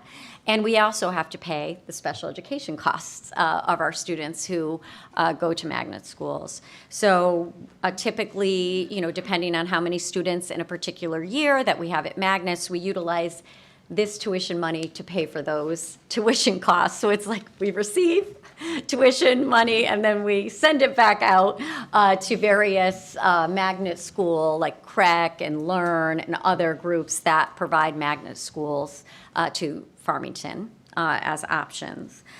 We also utilize that money typically for some staffing, but not a lot of staffing positions. And we try to focus on one-time costs for the tuition costs that are above magnet tuition and staffing costs, because we know that it's soft money that could go away because we might have a lower percentage of open choice students, which we have this year. So we, are not going to get the full, what we typically get when it comes to tuition for open choice.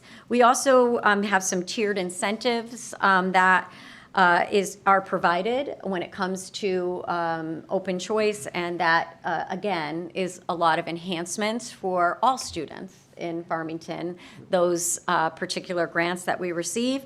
Very interestingly, we will get some reimbursement for our high school project because we have open choice students in our high school. So depending on the percentage we have, at the time this project is completed, we will get funding back because of having those open choice students in our high school.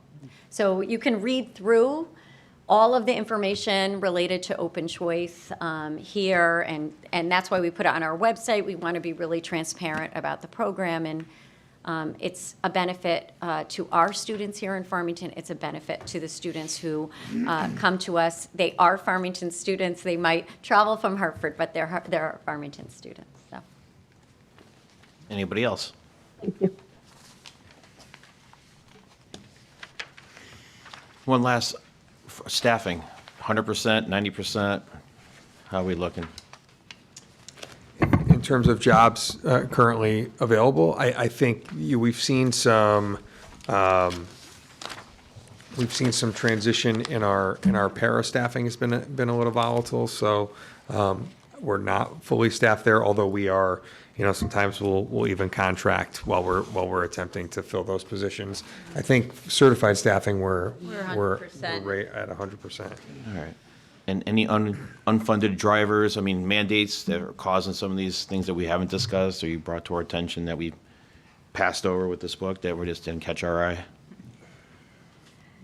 So there are many, many unfunded mandates, probably more than we've typically seen over the last 7 years or so, where it's a pretty significant shift from the state level to local school districts. I will ask everyone to help me with this because there are many, the right to read was an example of that. You now have to change your K-3, pre-K or K-3 programming, and you can only buy these programs. And, luckily, our literacy programming is really stellar, and so we made a few shifts. It didn't have as much of an impact on us that it has had on other school districts. Recently, there was a shift from the state providing services to students who needed those services at 22 years old. It shifted to us, so our transition program that Scott was talking about was an 18 to 21-year-old program. Now it's an 18 to 22-year-old program. So those students stay with us until they're turning 23 now. Again, I always say, there are many mandates and they're really well-intentioned. It's just that it doesn't come with any funding. And that's where the challenge is for us, because these things can be, we could have had our referendum, and then we get a list of new mandates that cost quite a bit of money, and we didn't budget for those. In the past, they would always wait a year so that we could fund it, and we would have another budget cycle to then fund it, and that has been something that has not been the trend in recent years. What are some other ones you can think of? The HVAC grant, the indoor air quality is one that you see in our capital funding request right now. We're in an okay position, but there are districts that have $500,000 to $1 million worth of indoor air quality inspections that are going to be required every 5 years, and so that's a good example of a driver. Kim, what else do you have? There are courses mandated at the high school that must be taught. So coming on board soon is a mandate that all students take a financial literacy course. We've had other courses in the same way be mandated by the state, and we need staffing to teach those courses.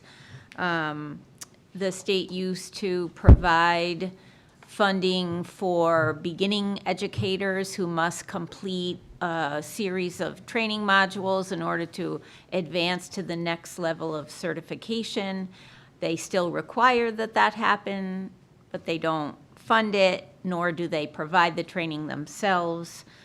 So we now need to figure out how we do that, including supporting beginning teachers with mentors who, receive a stipend.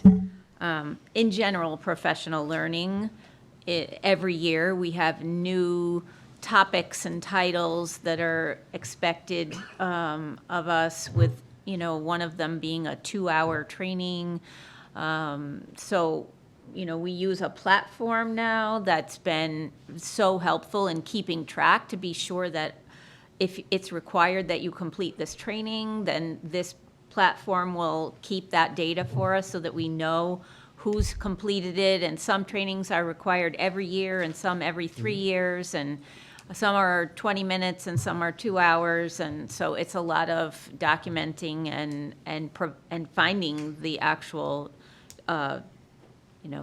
training to be done. So that is a growing list of topics that they're expecting all teachers to participate in. And that system is costly. Yeah, the system costs. It wasn't a system we had in the past, but it became so overwhelming for us to keep track that we had to purchase a system just for that, those mandates. And again, no recognition that this is a lot of staff time, which is costly. Any time we have to pull individuals away from students, it can be very costly for us, but then the system itself for trying to manage such a large number of mandated trainings for public school teachers, paraprofessionals, some it's every staff member in the district, every consultant group, everyone has to have certain training in certain number of years, and we have to keep it up.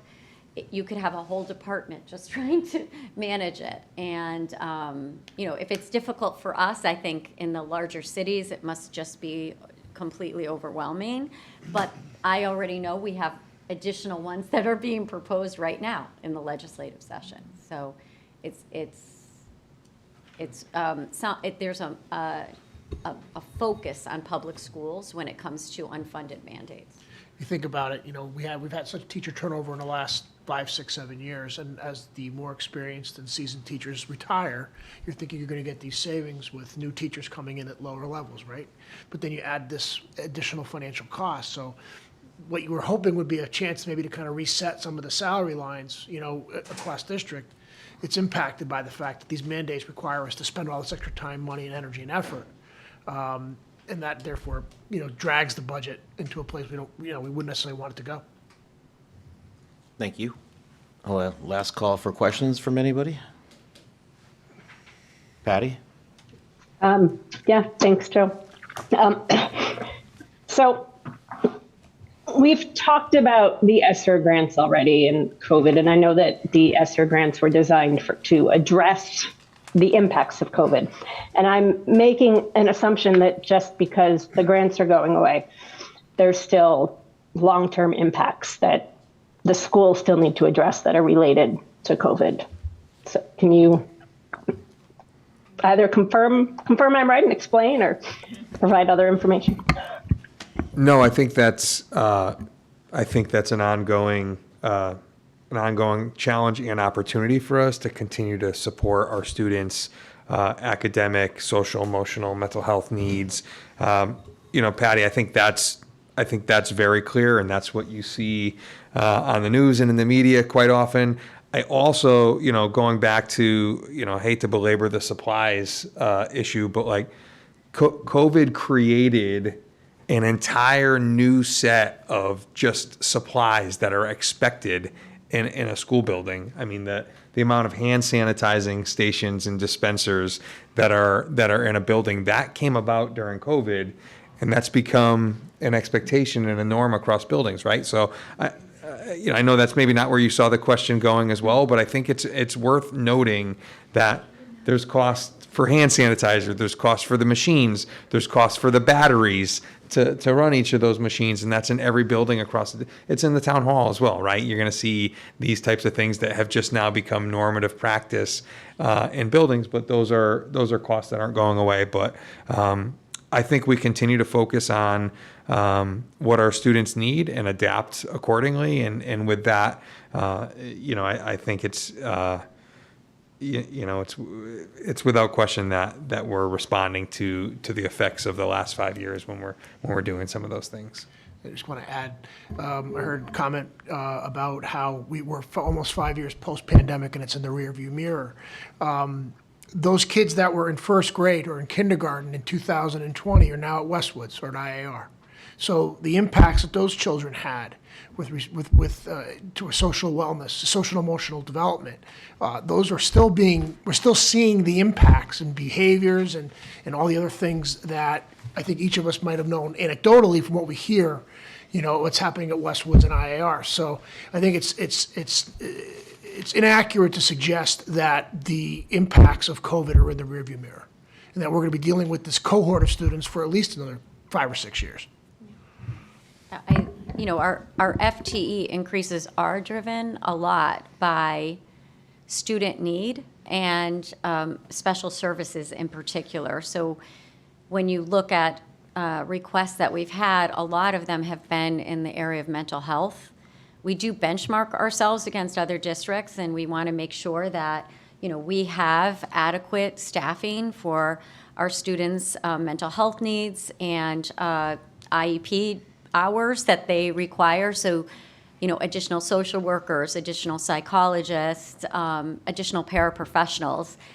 Those are all outcomes, I believe, from a time where students were not in school and experiencing what they are now experiencing. Every day they're in school now, I'm thrilled because it was a significant impact on our students, and it remains an impact on our students, and we see it each day in the ways that, it can be the behaviors we're seeing, a lack of regulating emotions, but also students that have to catch up. They are still, in that place where they're needing additional tutoring, additional support to get to where they need to be.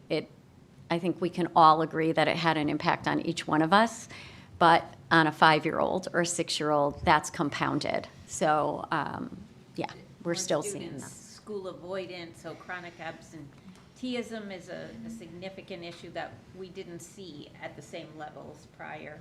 Right. So, we're trying to find those, like the social worker that I talked about, to help outreach to families and support a student feeling comfortable coming back to school. Great. Again, thank you again. So when we started out this process, we asked the town to come in at 2.8. We asked the BOE to try to come in at 3.2. What's the lowest you can go that won't significantly impact personnel or programs at the schools? So it is challenging because we tried to come in, and I know a 5.97 feels like extraordinary. It's extraordinary for me. I haven't, brought forth a budget like this, and we went through so many iterations of just trying to get to a bare bones as much as possible budget, but not a budget where I need to come to you in the middle of next year because we underfunded to a point that would be irresponsible. So trying to be, responsible and try to bring to the board, town council, our community, a budget where we are maintaining the programs. I think I mentioned earlier that self-insurance does give us a unique opportunity this year that is needed. I don't typically go to that reserve because of the volatility of self-insurance. Being self-insured, we take on the benefits of self-insurance when there's good years, and we take on the risk in bad years. And being here 15 years, I've seen the ebb and flow of how that plays out, where we'll have a few years of great claim trends, and then we'll have, some catastrophic claims that we really now have to make up for, and there's a big budget increase in health insurance. We're seeing around us big increases in health insurance. We're very fortunate that in this budget for self-insurance, there's a $150,000 increase. That's minimal compared to, the majority of school districts and even municipalities.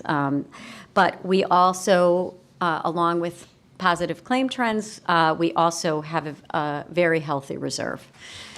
So I would say that we would have to go to that for the majority of any reductions, because other than that, when I look at where we would be, we could certainly go back to the places that I typically go to, even though it pains me to go to these areas like curriculum and professional development, supplies, major projects, Chromebooks, natural gas. I think natural gas, there's a little bit of an opportunity. It's not that much, but around $8,000 that after, as we put this budget together, we're at one point in the year, and then the market kind of reveals itself, and we could save a little bit, $8,000 in natural gas. But those areas, teacher turnover, I would take more out of teacher turnover.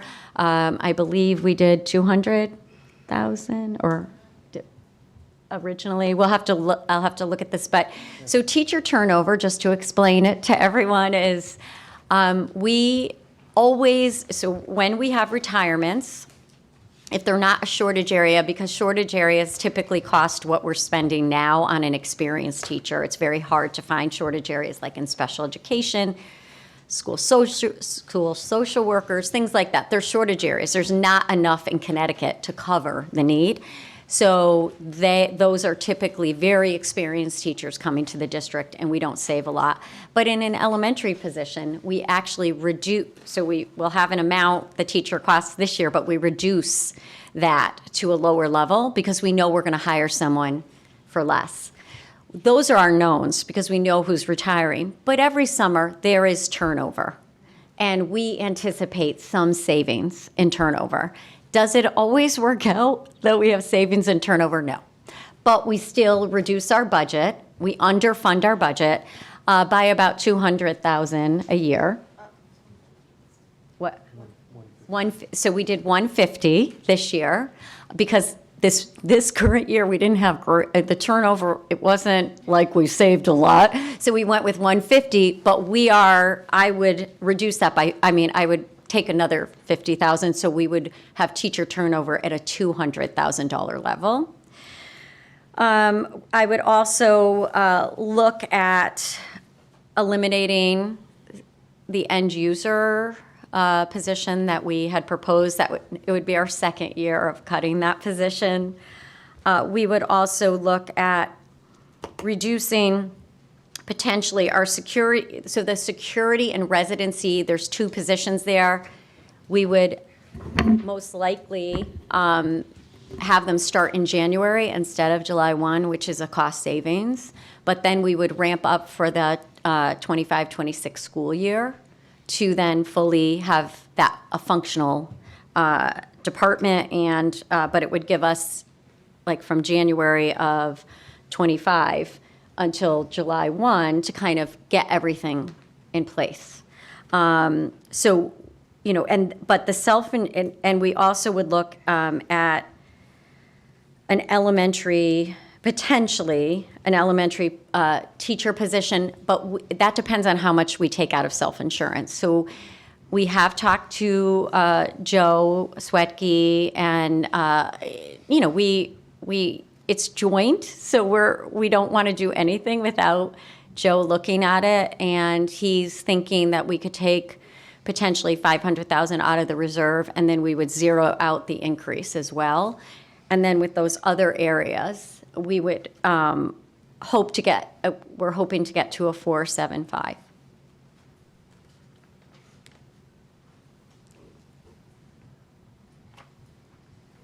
All right. Thank you. Obviously, we'll take that into consideration, but obviously for us to get to a 475 for the 3.2, we would have to probably significantly cut and reduce your capital project also. Yes, and we understand that, it's both, Yeah, our the give and operating take. and our capital.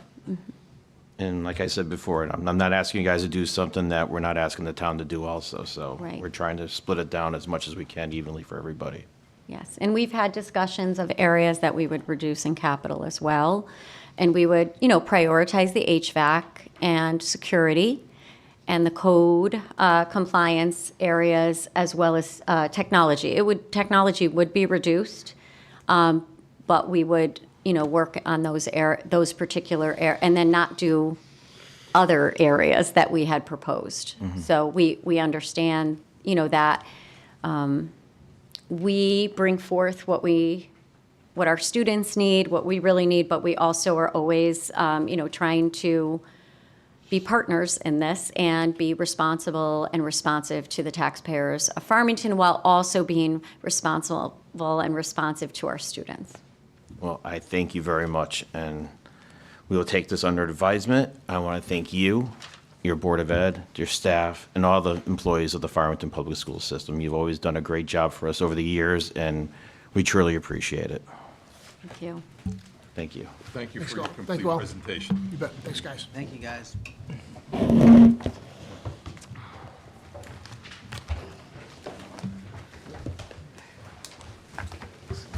We'll wait a second for Kathy and Catherine to join us.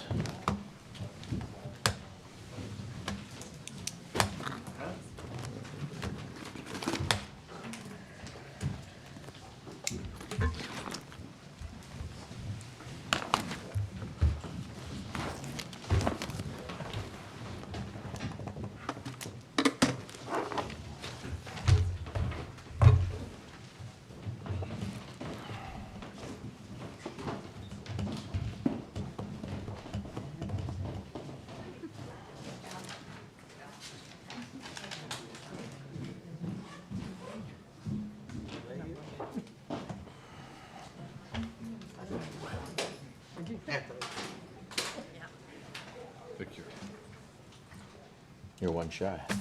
One shy? Catherine, should we better shut it down? Yeah, no, we're good. We're good? So, So, we don't have anything else on the agenda, no.